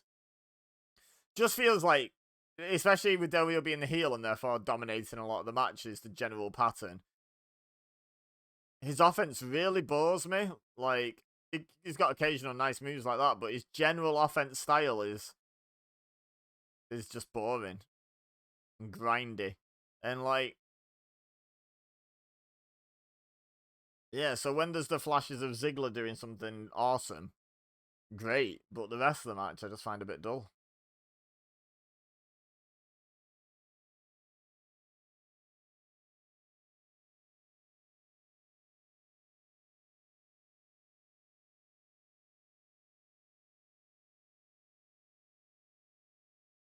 Nope.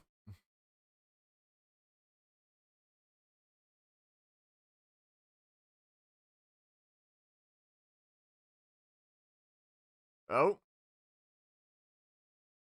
okay.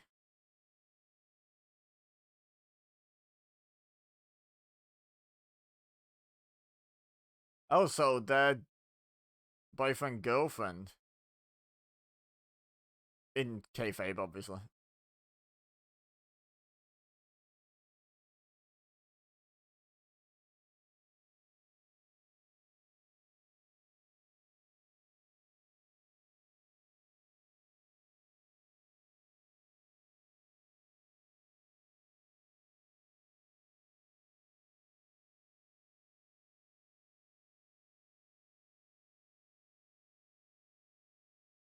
Well, I think we're about to get our answer as to whether AJ is face or heel, with Ziggler having turned face.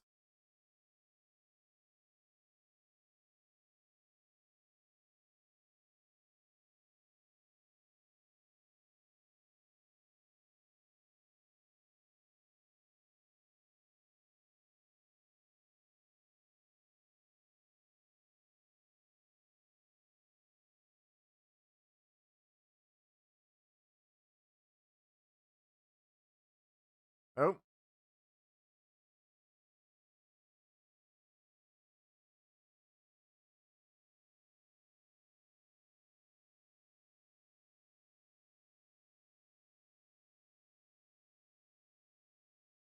get out of the way. I'm on this top rope about to jump into the ring. Hey, watch out, you on the outside, nowhere near being in the ring. You might get hit. Why? Why would she get hit? Like, make it make sense. Shut up. I know some people like listen to this and be like, "Oh, you're just being a mark. Like he's a good heel." No, it's not heel heat. It's I wish you weren't on my TV heat. Wish I'd never had to watch you wrestle heat.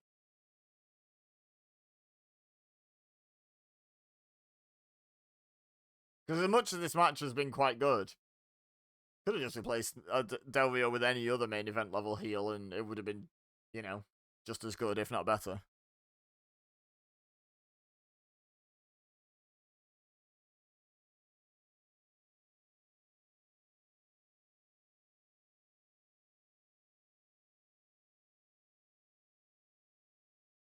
I know where Alberto wants to go, or where I want him to go.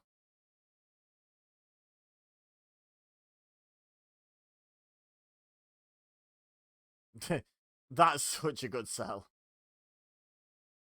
Oh, Dolph, with your eyes open.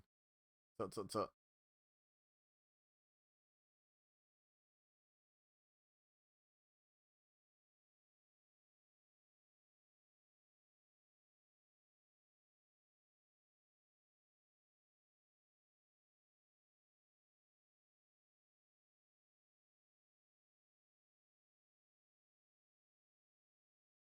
I don't know. I don't remember if Ziggler's like a two-time world champion or not.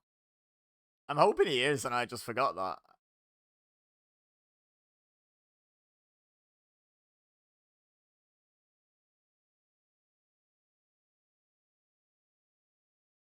He exposed the knee brace to deliver a super kick. Well, I mean, technically I was right, but Dolph Ziggler actually won the match.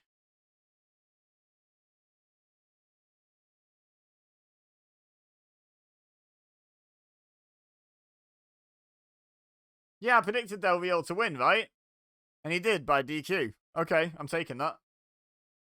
Sorry, I didn't sleep great last night, and it took me a second to process what the actual result of the match was there.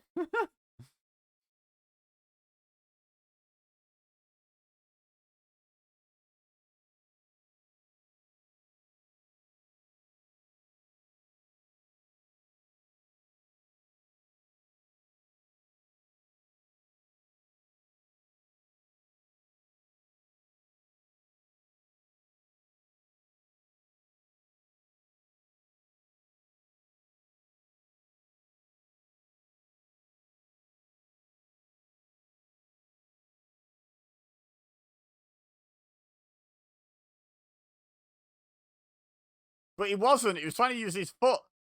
That was incredibly dumb to expose the knee brace for a kick. For a kick. With the sole of the foot. Just process that for a second. Her face.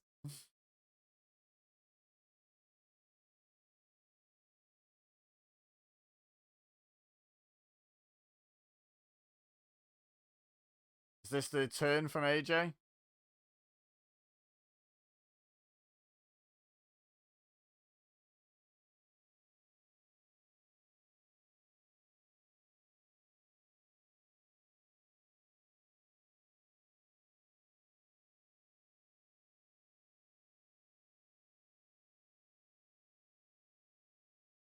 It is Biggie. Is it? No? Okay, no turn just yet. Who we booing here? Not booing Ziggler, are we? That seems unreasonable. I'd be mad too.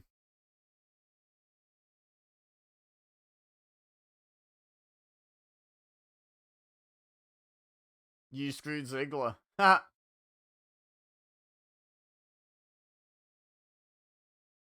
Okay, they're booing AJ, clearly. Okay, right. We've got through the Alberto Del Rio portion of the show. Now I don't have to worry about having to watch him again. Which is great news. We love the portion of the show where there's no risk of seeing Alberto Del Rio. The best bit of the show.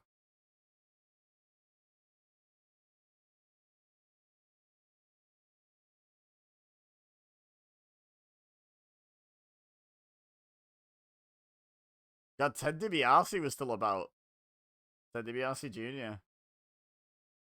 No way. I thought he was long gone by now.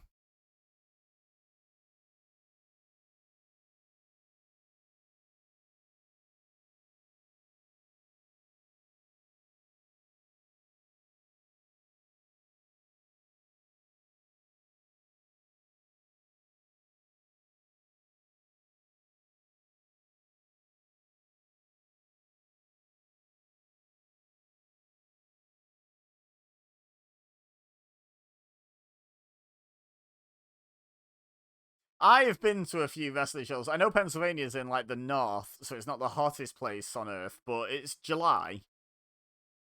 And it's in like an arena with like, what did they say, 18,000 people. It's going to be pretty warm. I would hate to be in there in my military gear trying to enjoy a show. Just so the WWE can pat themselves on the back.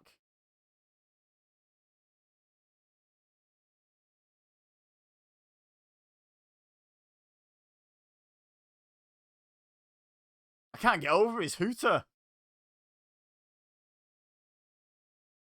Oh, is that what's coming up next? Okay. So I know the result of this, so I'm not going to count this as a prediction. So I think I'm, what, 2 from 3, am I? There was... I forgot to do Ryback Jericho. I didn't do the Money in the Bank because I knew who won that. I'm not doing this because I know who won it. I predicted AJ correctly. Predicted Del Rio winning correctly. And predicted Miz over Axel, which was incorrect. So yeah, I think it's 2 from 3.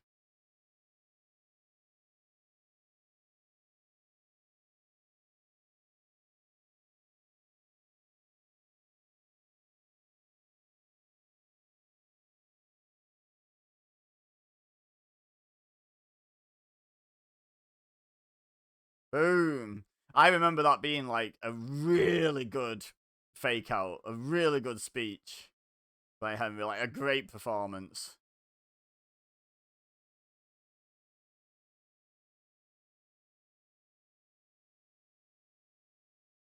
Like, I think pretty much, I know there'll be people now, 10 years on, be like, I knew it was fake. I don't think at the time anyone saw that being a swerve. I think everyone bought it hook, line, and sinker. It was really well done.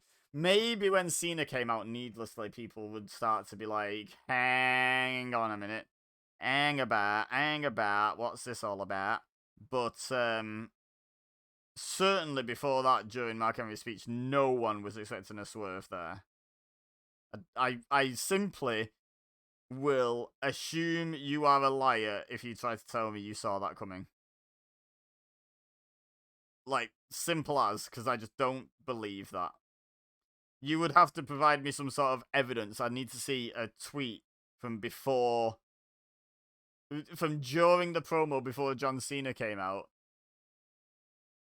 or before, that's like, this is going to be a fake retirement. This is a swerve. Like, yeah, unless you can show me something like that, I don't believe it.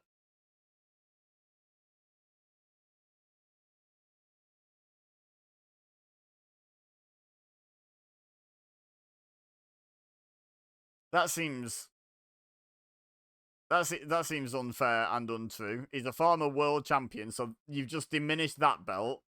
You just diminished Razor Ramon, Mr. Perfect, Roddy Piper, Owen Hart.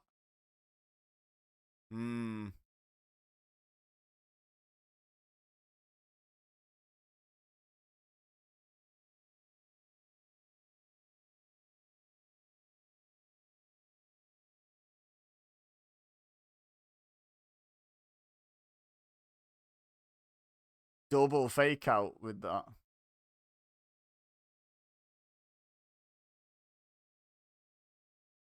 And here comes the bit we're supposed to believe Cena can't lift Mark Henry, even though we've seen him lift Big Show and Edge.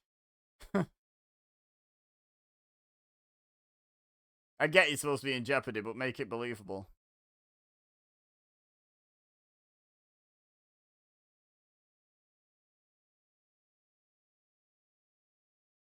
What did John Cena's pet donkey ever do to you?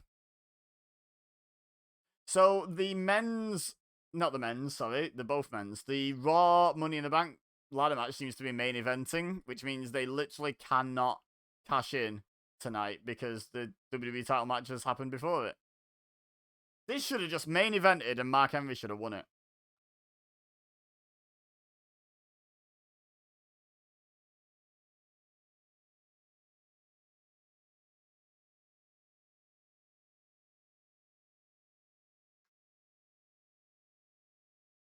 Oh, really? I never knew that.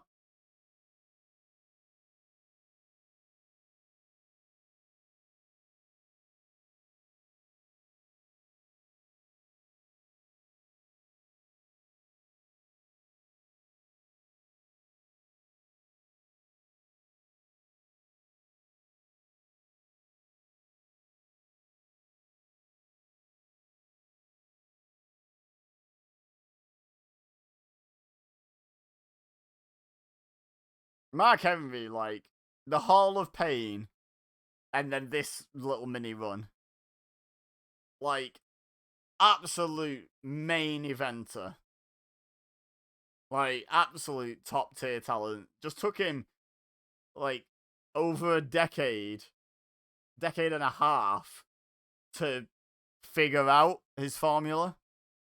And once he did, it was, like, incredible. Like, the 2011 Hall of Pain run was amazing. This little run, just so good.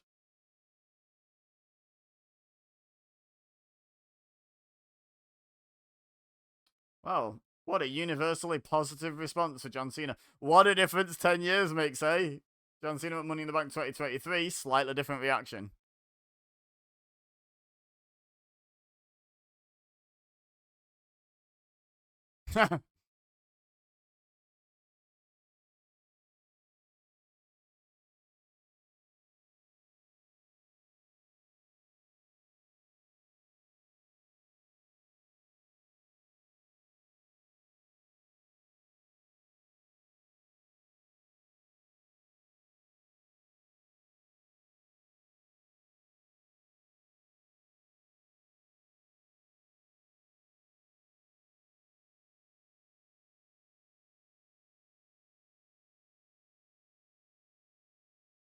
Yep, true.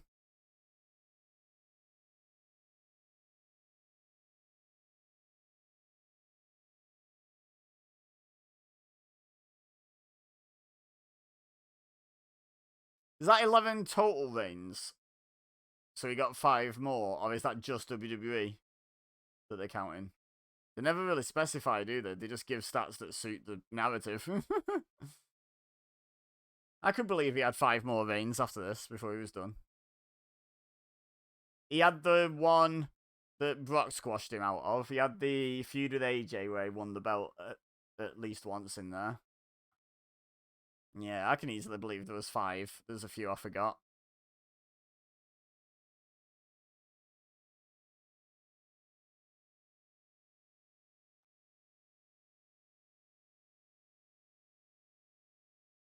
Nope.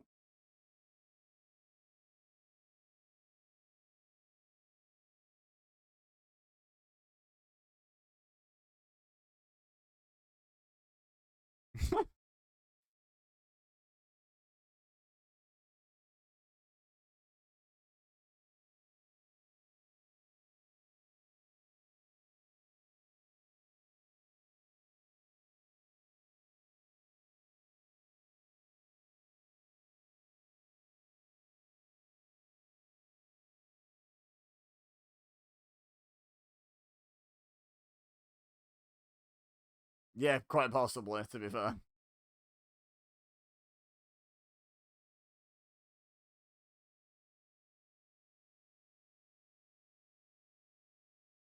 Under the weight, despite the fact he's AA'd like nearly double Mark Henry's weight before.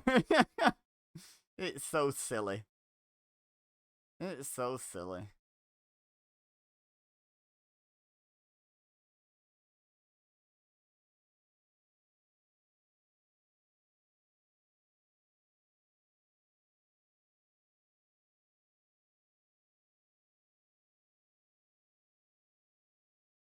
Oh, no, he's not.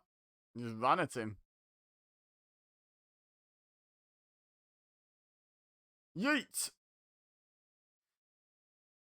I don't remember this match at all. Obviously, I know the result, but I don't remember the match at all. This could either be really sort of sloggy and boring, as a lot of, like, big man dominates John Cena / Hulk Hogan matches, you know, can tend to be. But Mark Henry was really good at this, like, as the Hall of Pain run showed. So, I don't know, it could be good. I'm hoping it's good. Really don't remember.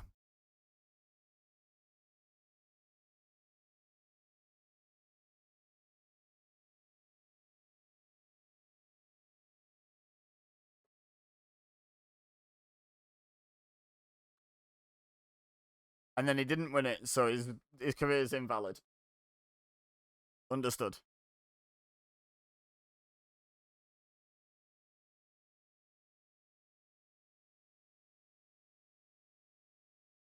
Well, it's not very nice, is it?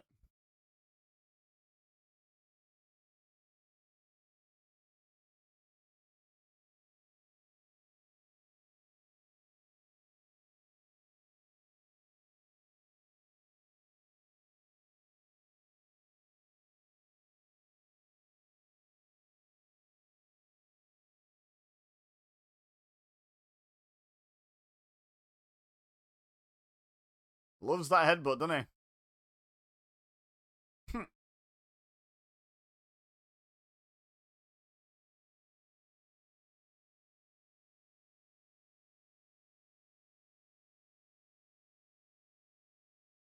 If only that very valid point actually worked out for the bad guy more often.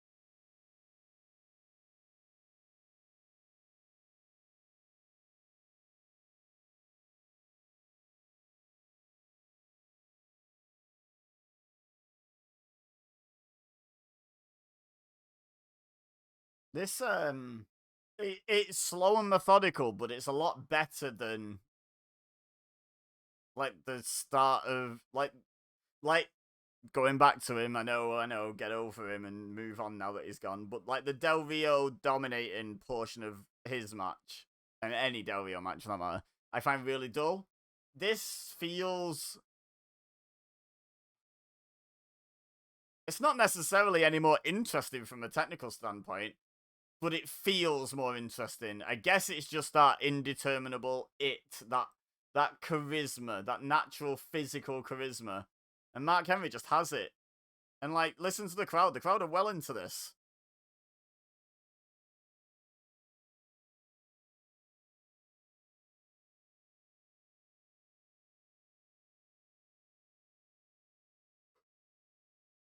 Damn it.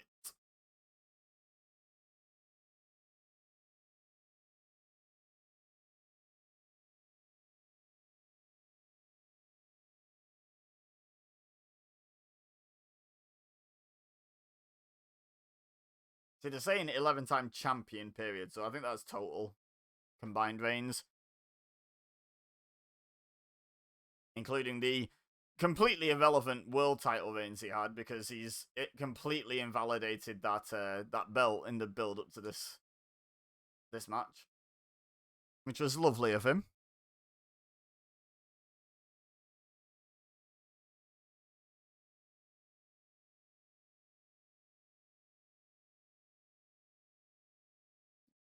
Yeah, it was the start of the Hall of Pain, wasn't it, really?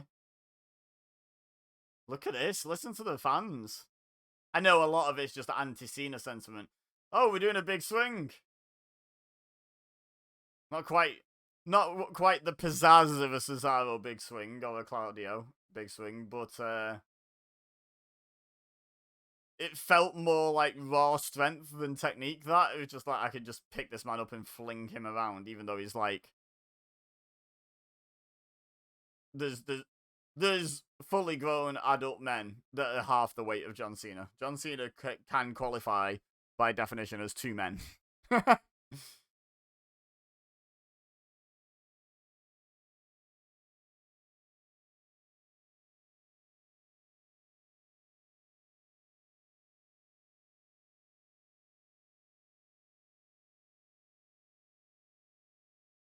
Oh,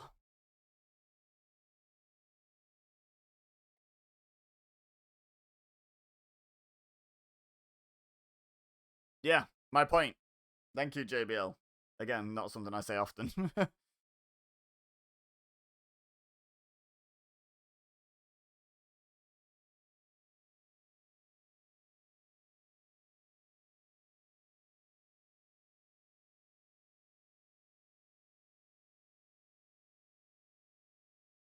He's done loads of just walking around and not attacking him. I don't think not letting breathe is accurate, but he's just he has very definitely dominated this entire match. But don't worry, we've got a 5 moves of doom coming up soon.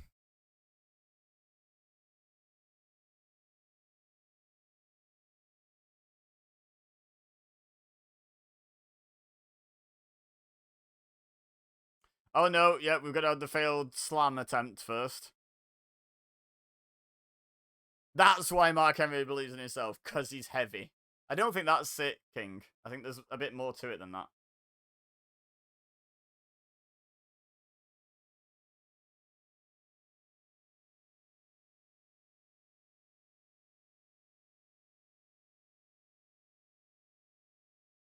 Yeah, I remember that, and then Ryback inexplicably got the next title shot by turning heel. No wonder Henry's mad.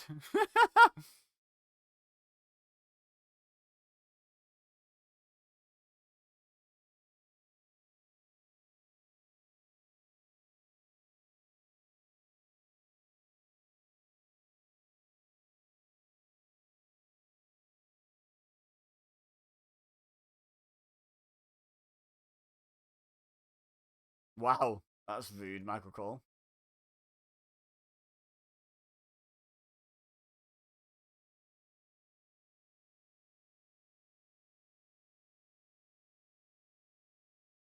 There's one. There's two. Are we counting moves of doom, kids?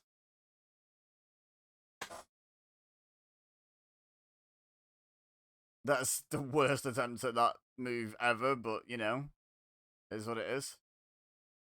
It's 3.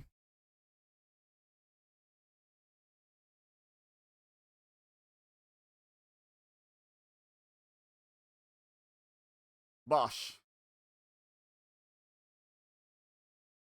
The AA.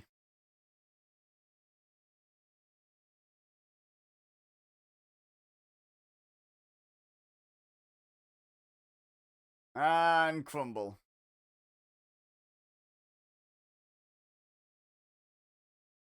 But why?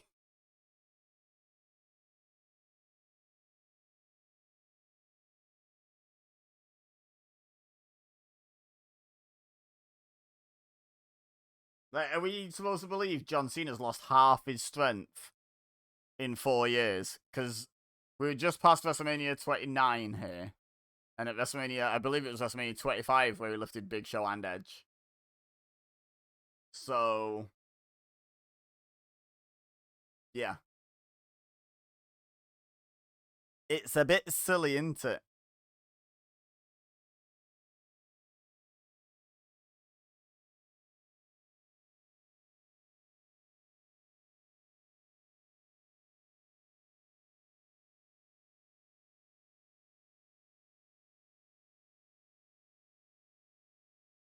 See, yeah, the pace of this match hasn't been light speed, has it?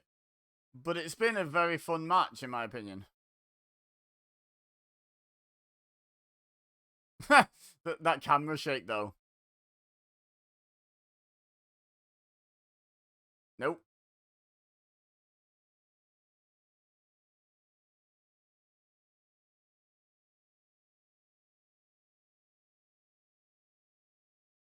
It's quite a physical battle, not a mental battle, that, mate. Can you lift this amount of weight is not a mental task. There's a mental facet to it, but it's fundamentally a physical task, right?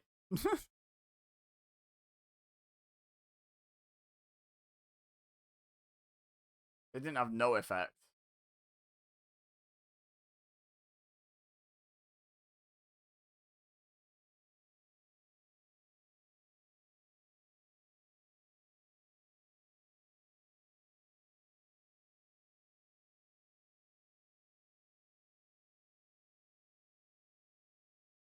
Nope. Cena's face. He doesn't have to selling fear well, Cena. This should have been 3. I stand by that. That should have been 3.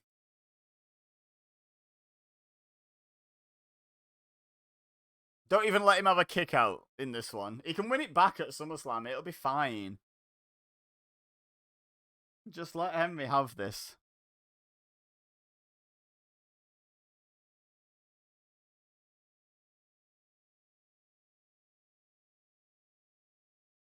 Barely moved.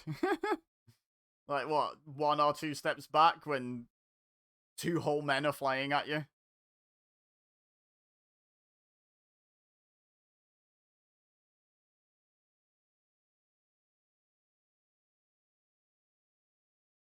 Do a moonsault, Mark.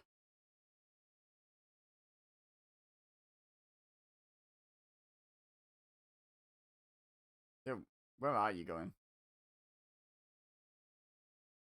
Move.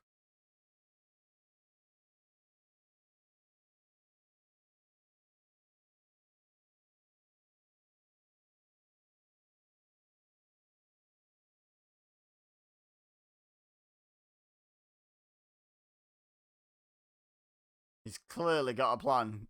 So, watch and learn.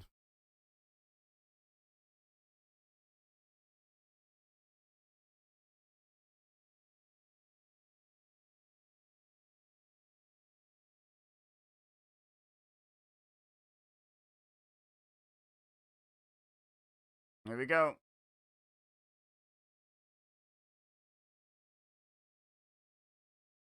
Why wouldn't he be able to get it on him? He's not that big.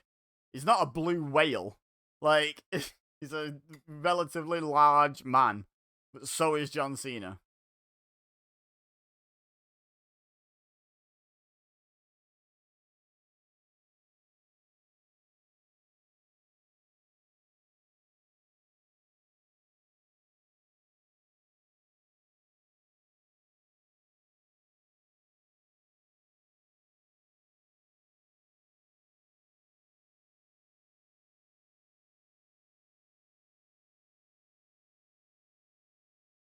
Yes. No. It should have been a world's strongest slam and then a win.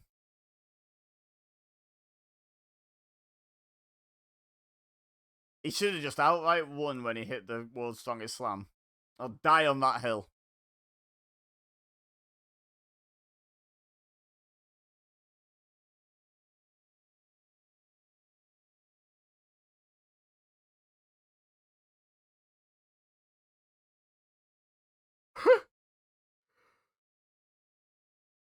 May have just been a kick to the shin. Alright, King.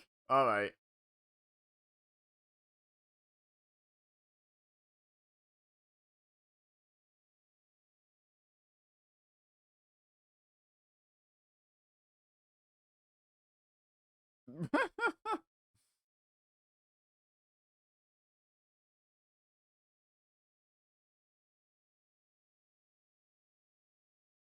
And the fans realised. You heard the boo.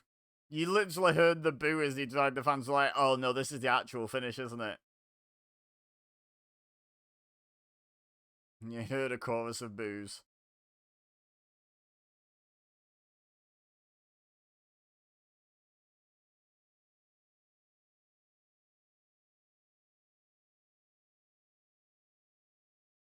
Definitely a bad booking decision.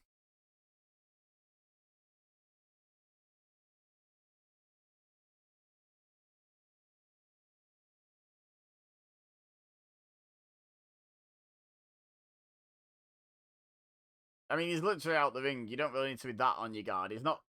The one thing he doesn't have in his favor is speed. Like, I'm sure if you just keep a rough eye on him, you'll be able to make sure he doesn't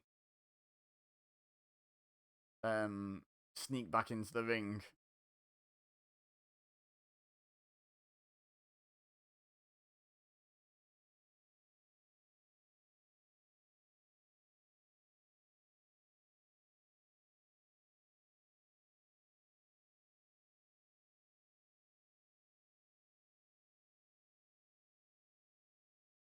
Yeah. That's the thing, like, it was a fairly slow paced match. I was never once bored in that.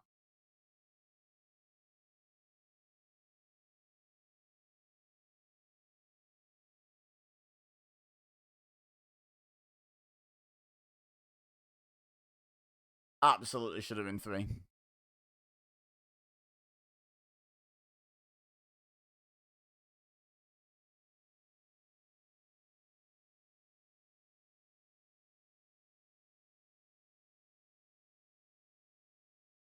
He didn't reach the ropes at all. What you on about? He didn't actually get there.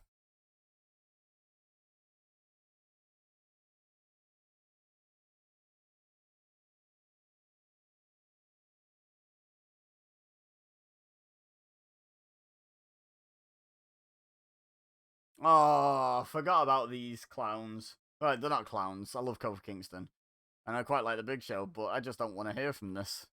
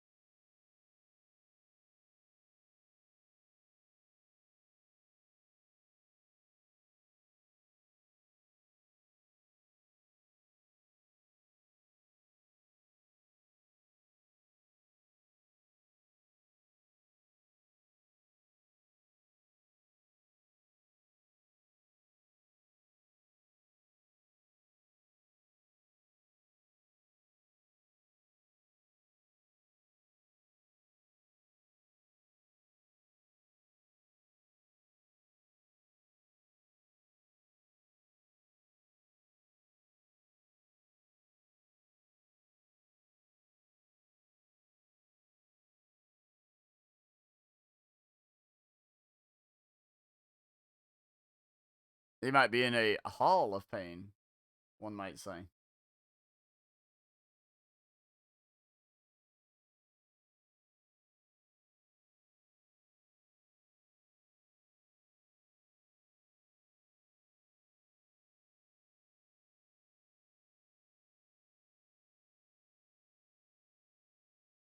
Okay. I just realised Dean Ambrose was in the SmackDown ladder match. I thought the Shield were on Raw.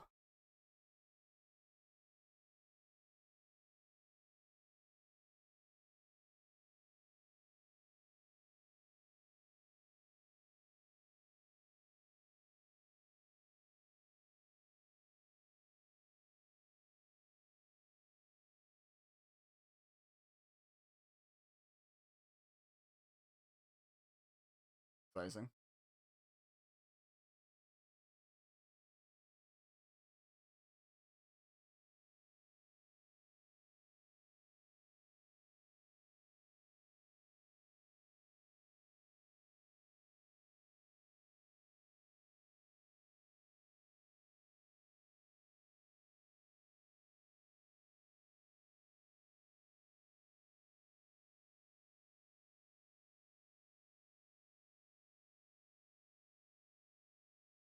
And he comes out with a bulb in a lamp.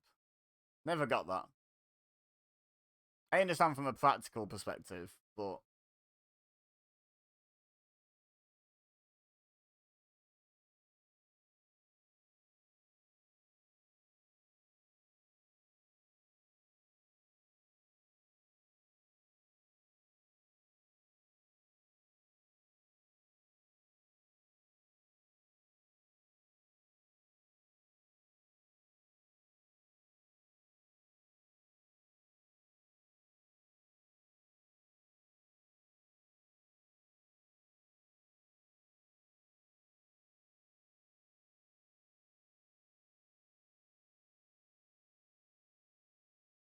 I believe this was leading in SummerSlam in the Inferno match, Wyatt and Kane.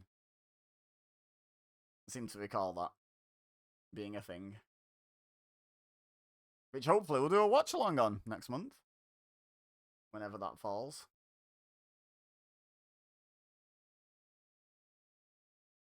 Alright, RVD's in this one. For the Philly pop, of course. Not even from Philly, but, you know, EC Dub and all that.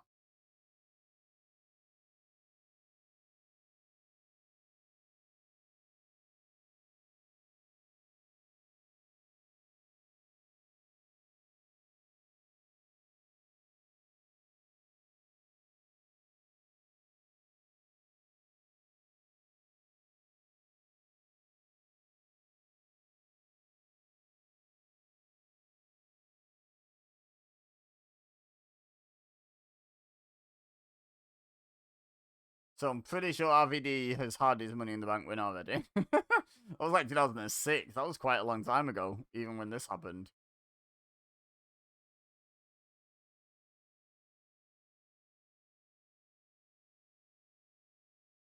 Yeah, it is.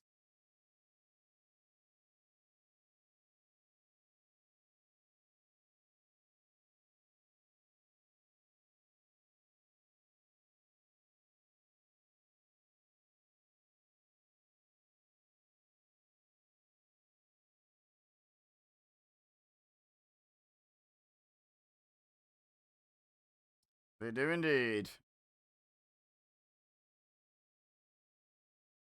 Who else we got?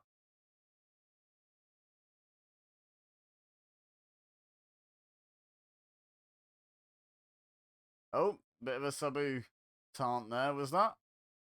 Bit of a nod. Whilst just innocently pointing at the briefcase. Oh, yeah, Christian is still about.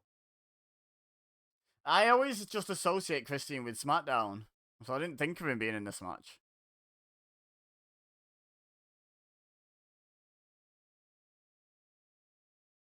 I'm going to let this keep running, but I'm just going to nip to the toilet while the entrances are on, so I can catch the match. So, enjoy. Enjoy commentary.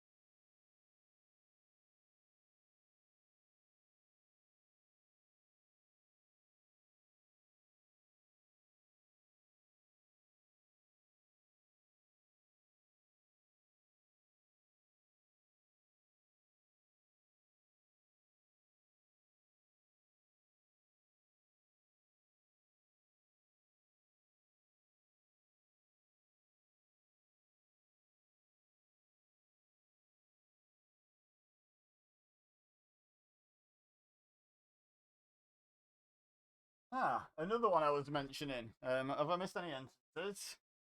I mean, RVD, Christian, and Randy Orton is a hell of a lineup so far, right? This is right. I don't think I'll spoil it in case anyone isn't sure, even though it's a 10-year-old thing, so spoilers isn't really a thing. I know who wins this. I'm not going to do a prediction. And no, I haven't missed an entrance. Okay, cool. I know who wins this match. I definitely remember this one. So... Oh, I have missed an entrance. I missed Daniel Bryan. He's over there. Yeah, that's not a bad addition to the lineup, is it, eh? RVD's like, I can pretty much reach that thing.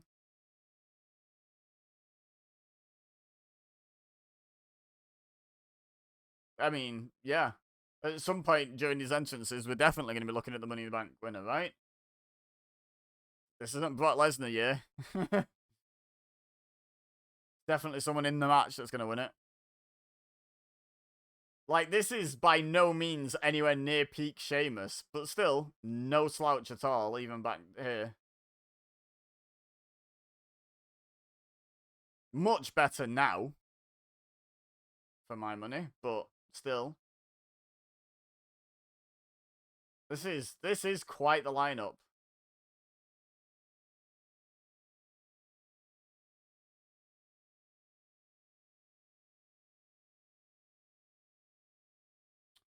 Oh yeah. And the small matter of this man.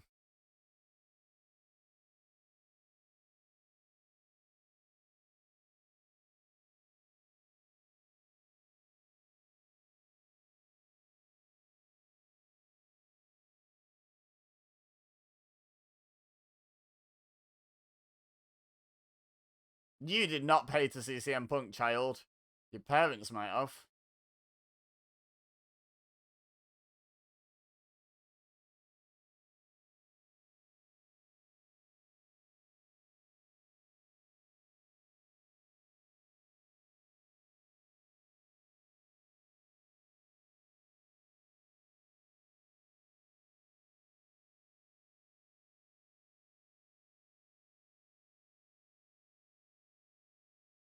Weird look for Punk looking back. But he always did like to sort of mix it up, change up the look, didn't he?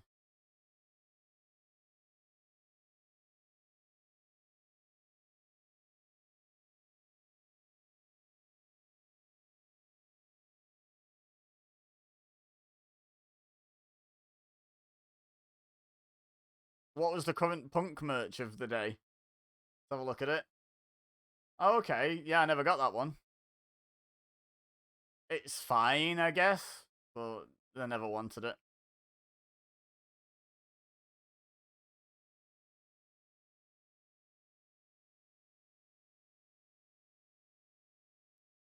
A lot of yellow shirts, and at least half of the ones I can see there with the Punk yellow GTS one. That's a popular shirt of the time. I'm guessing it was maybe his most recent one before this one.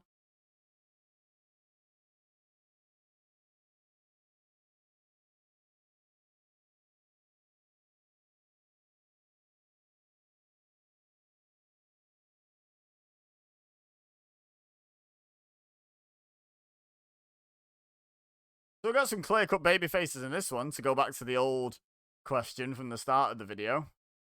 We've got Daniel Bryan, RVD, Punk, pretty confirmed face here. I know he was recently healed, but I think he's just sort of... He's either turned or in the process of turning back face.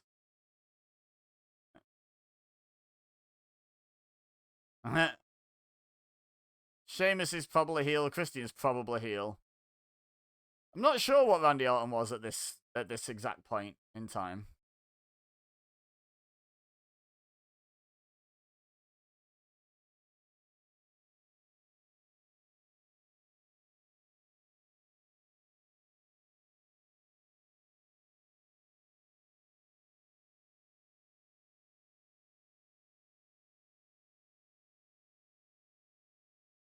A lot of history in this ring.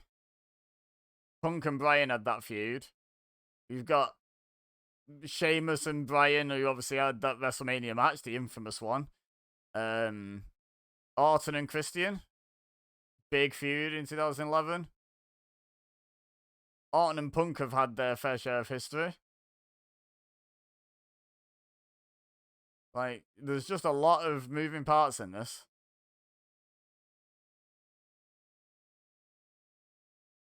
Bryan and Orton are having issues at the moment, it seems.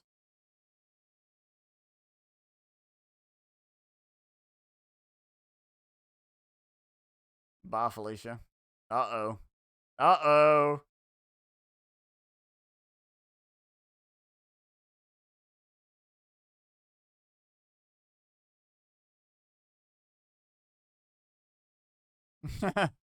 Less of it. Less of it, Van Dam.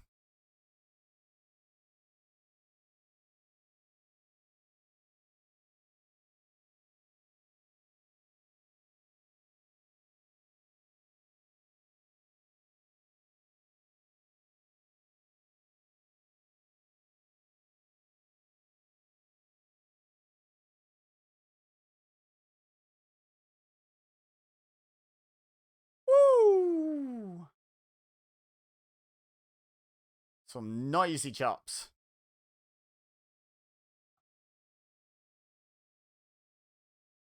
Oh, I don't know if I've ever... I mean, I've watched this match before, so I've obviously seen it and then forgotten, but other than that, I don't think I've ever seen Bryan fall on that move.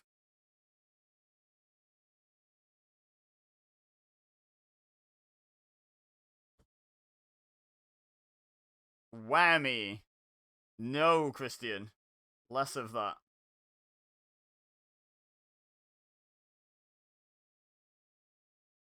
I wouldn't like to drop kick a ladder like that. From a shoot or kayfabe perspective. Because for me, both contain the risk of what if my feet go between the rungs and I get caught up in it and fall and like twist my ankle funny or, you know, damage my leg somehow. Just feels like easy to miss your spot.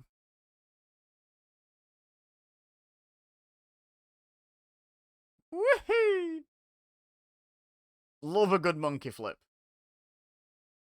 Always been a fan of a monkey flip. It's a great move, isn't it? Great fun move.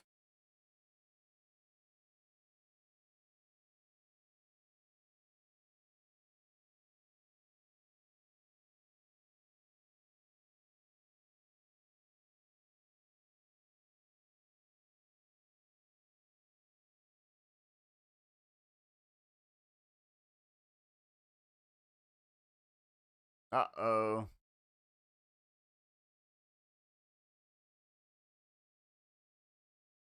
Oh, Van Damme showing some strength. For this. Got a handful of Christian as well. Van Damme's having a moment here, isn't he?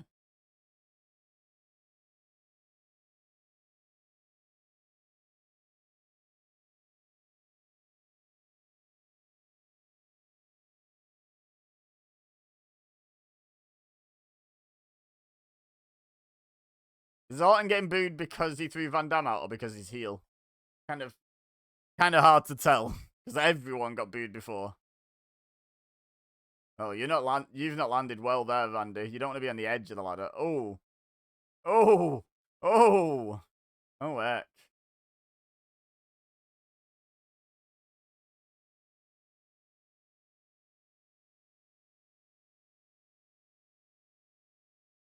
Why has Christian got a mini ladder? I mean, I guess easier to swing, but why does that exist in a ladder match?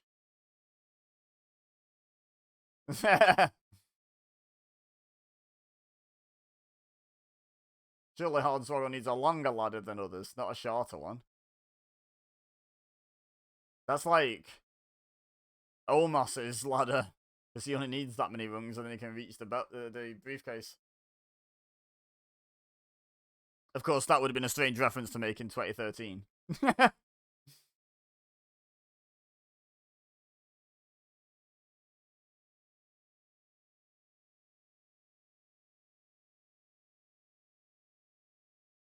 What a weird thing for a wrestler to do, predict that they're gonna win.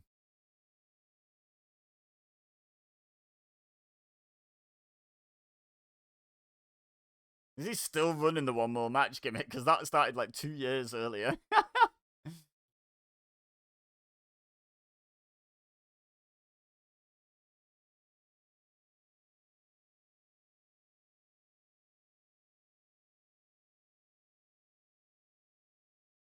Oh, that was a thud, wasn't it? It was a proper like dead thud noise, like a blunt thud.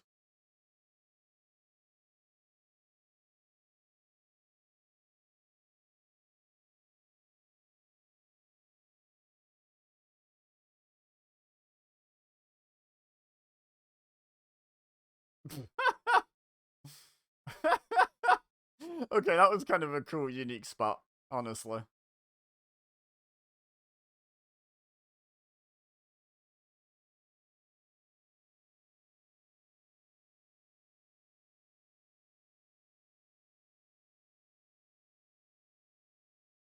Oh my god! Van Damme. Sheamus is like, what the hell, dude? Be nice.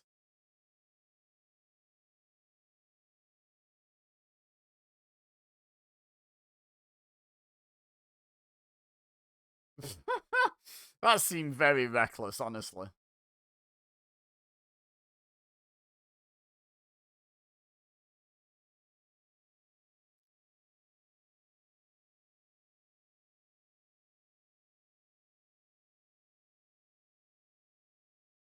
Ugh. God, I've been sat here a while now. Nice. Good positioning as well. He did that really well.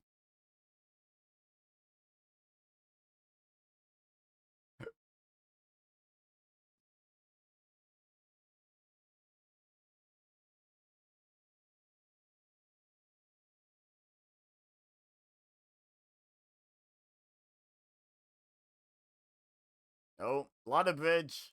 Ladder bridge alert. Not for the first time, and certainly not for the last. Oh dear.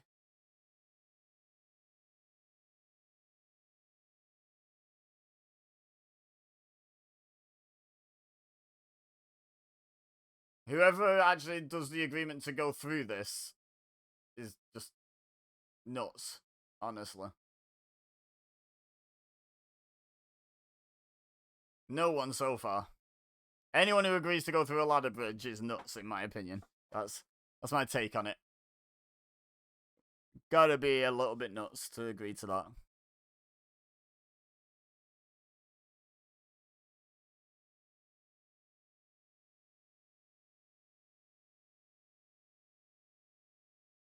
Right in mush.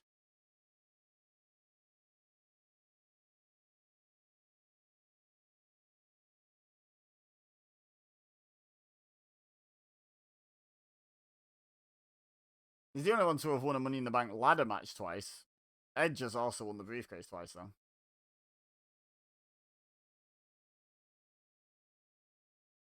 Oh yeah, Miz cashed in on Orton. So, I was about to say, did he? But yeah, Miz cashed in on Orton, didn't he? Who's in that club of like has successfully cashed in and been successfully cashed in on? Edge definitely has done both because Punk cashed in on Edge.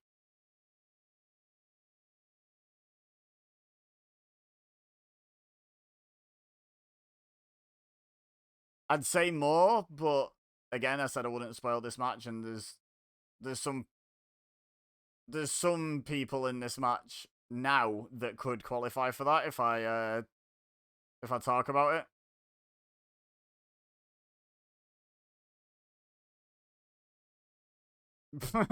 Imagine if the clasp would have broke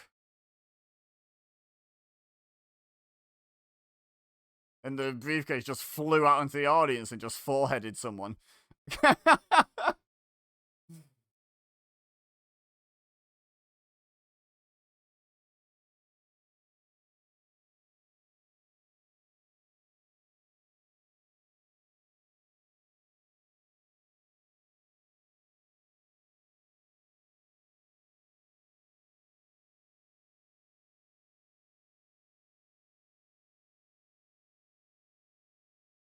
It's quite a big spot, that, for all of them to land okay from that.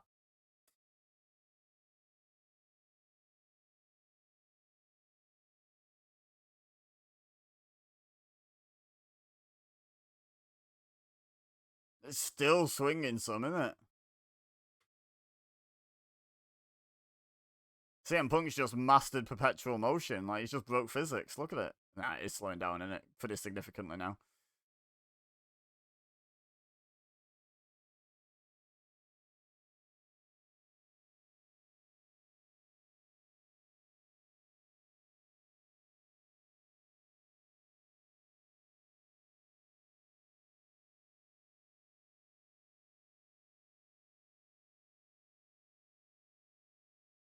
Who's missing? Christian, there he is.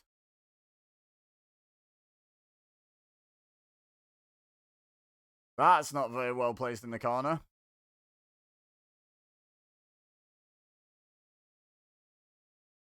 Oh, the synchronicity of Christian and the ladder hitting the mat was quite fun. Not intentional, I don't think, but pretty fun.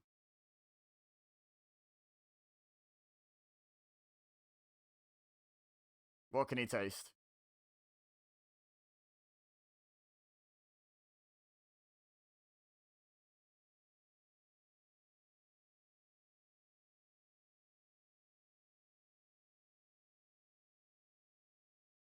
Yeah, I did hear that. Oh dear, Sheamus getting booed for that. Pretty much anyone who touches RVD is just getting booed out the building at this point, though.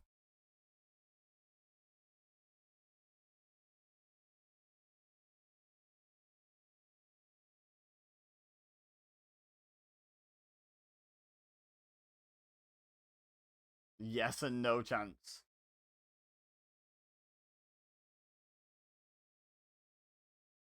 Oh, 10 beats? With no chance accompanying it.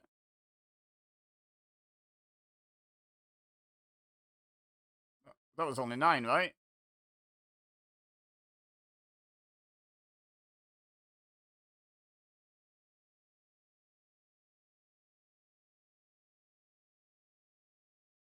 I don't know if Sheamus was supposed to hold on for longer there, but probably too heavy for that. Get a swinging briefcase again.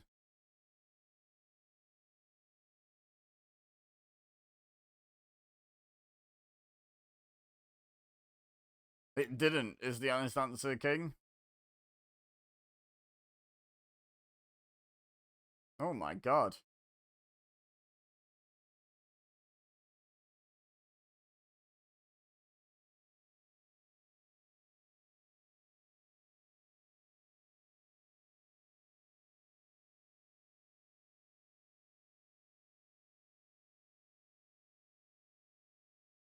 What is he doing now? You have my curiosity. Oh! Ouch!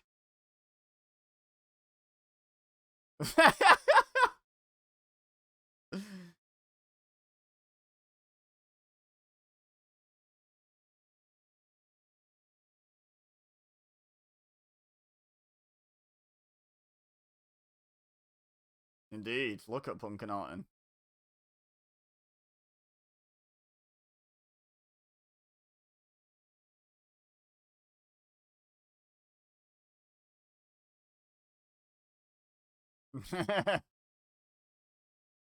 Love that little detail there, that moment where Orton is gonna suplex Punk, sees Orton and goes, yep, and swings it round.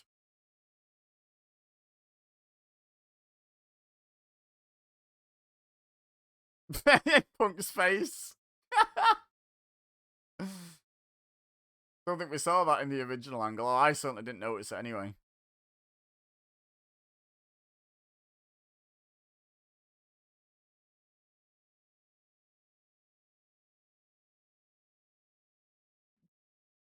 Blop.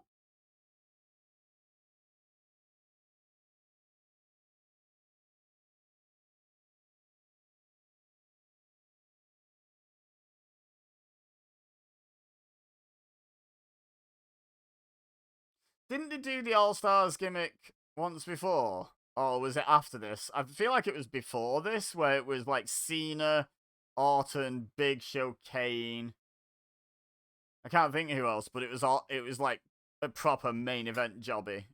It might have even been the year before, to be honest, and they decided let's just run it back with a different selection of All-Stars. Well, some in common, obviously. Orton was in both. Kane was supposed to be. It might have just been them four, actually. I remember it being a very small field in that first one. Which, now I think about it, I think was 2012. Because I'm pretty sure Cena won it and then cashed in on Punk on Raw 1000 and lost.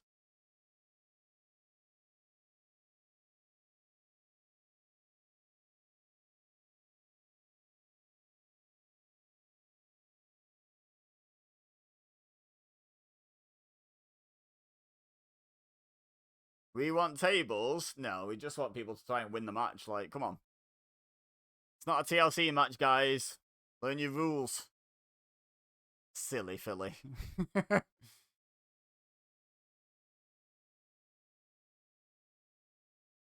Yes. Yeah, I wish King would stop agreeing with me. Makes me feel less validated in my opinion. Not more.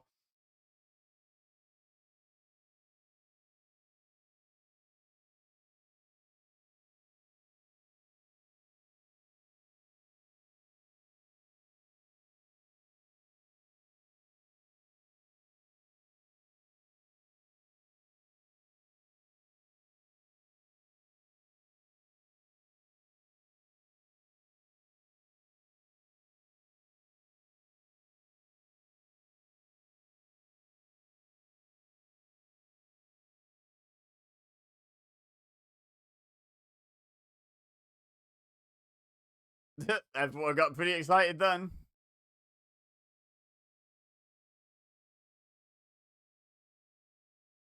Yeah, but that ladder's not in a good spot. Uh-oh.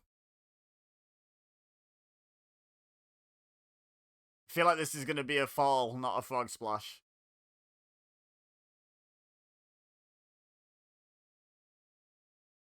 Yeah.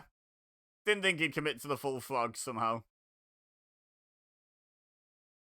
He just fell on him. That was like Ribby. Just sort of flop. Oh, they're doing an EC dub chant for famous historical ECW champion Christian. That's nice. Or maybe it's a chant for the person who debuted in WWE in ECW, Sheamus. Yeah, there we go. See, asking you shall receive, fans. Here comes Sheamus.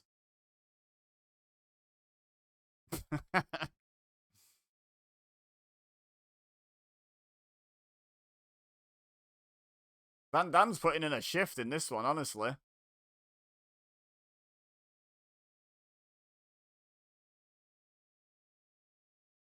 Oh, I've always hated that spot. Feels like there's so much potential for stuff to go wrong. A throat across the rope, landing funny on either leg. Like, I don't know. Oof. Now, you see, if the fans were being clever, they'd chant no every time he kicked RVD.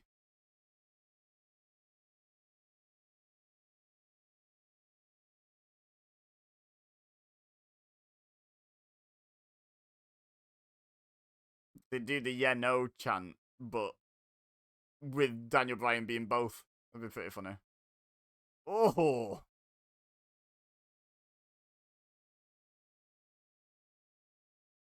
Oh my god. Daniel Bryan is just everything everywhere all at once, isn't he is ahead of his time.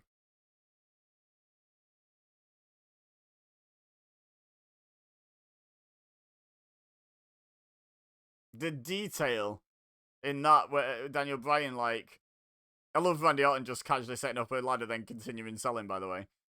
But, yeah, the detail of Daniel Bryan actually lined up those double missile drop kicks. Oh, Sheamus, you nutter. Oh, he went through arm first. Oh, damn. But yeah, he actually, like, placed both the kicks, like, separately instead of just sort of kicking out and they have to be in the way. Love the little details of Daniel Bryan, man. He's so good. You know who's better than Daniel Bryan? Bryan Danielson.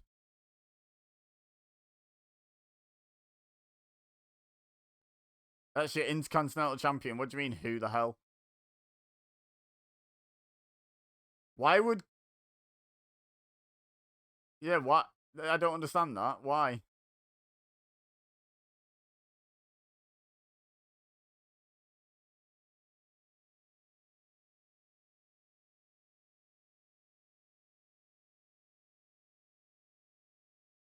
I don't think anything ever came of that either. I don't remember a Curtis Axel Daniel Bryan feud. If they did feud, it certainly didn't go to pay-per-view. Maybe that was like the TV feud that I just don't remember. I don't think I was watching weekly that then at all.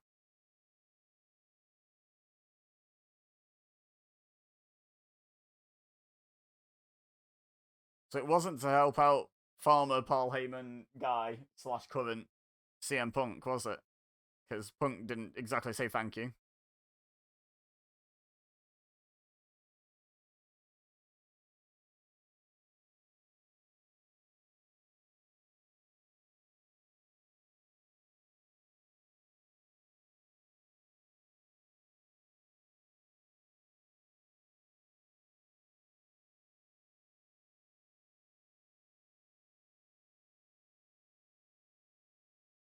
Oh, so he's still a Paul Heyman guy. Cool. I mean, to be fair, Curtis Axel didn't do anything to screw it up for Punk. He just walked into a go to sleep.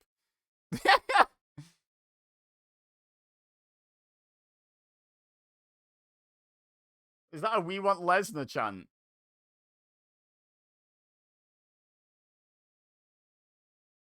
You just hit a go to sleep just fine. Why can you now not stand? Get up.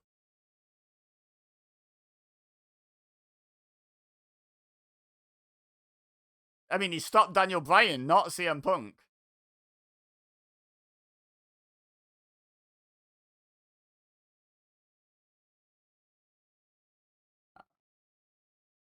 So this is one of the main things I remember about this ladder match.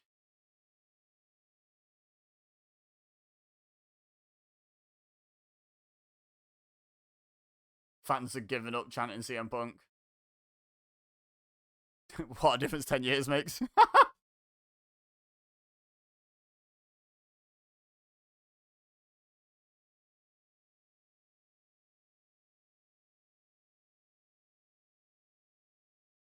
There you go, that's the bit I remember.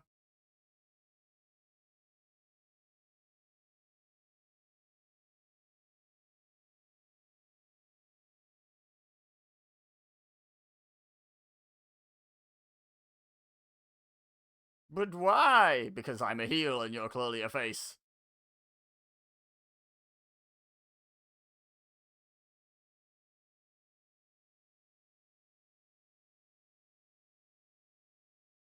Oh, caught him snug. See the blood? Ooh, that last ladder shot. Think the edge of the ladder might have caught him there.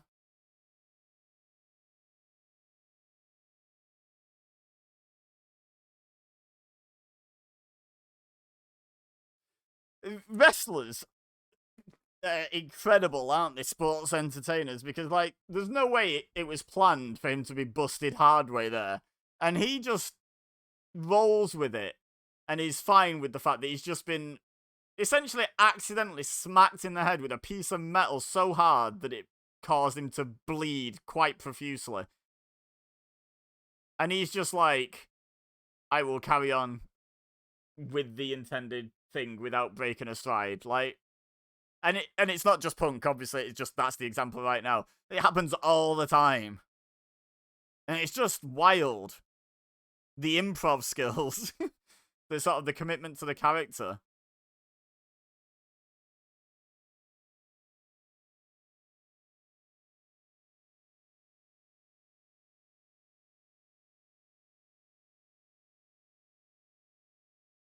Right.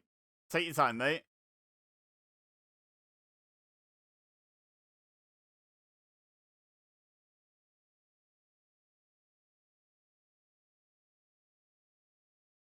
Took all that time and still just won. It wasn't a false finish. It was like a false finish, wasn't it? Yeah, Dr. 10 into Punk. I'm not surprised there.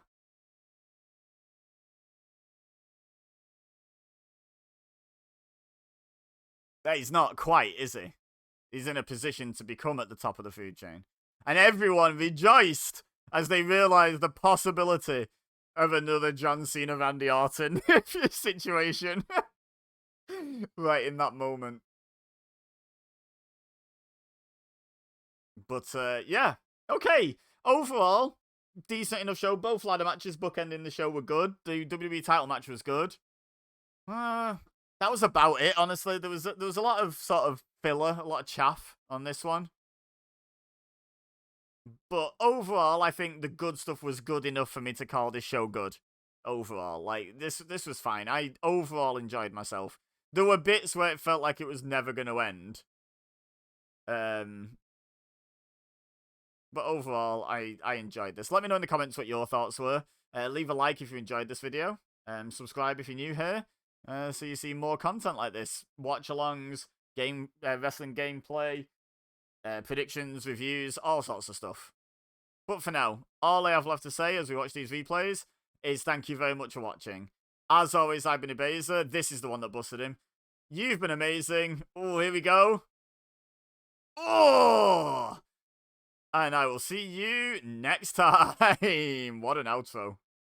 That blurred.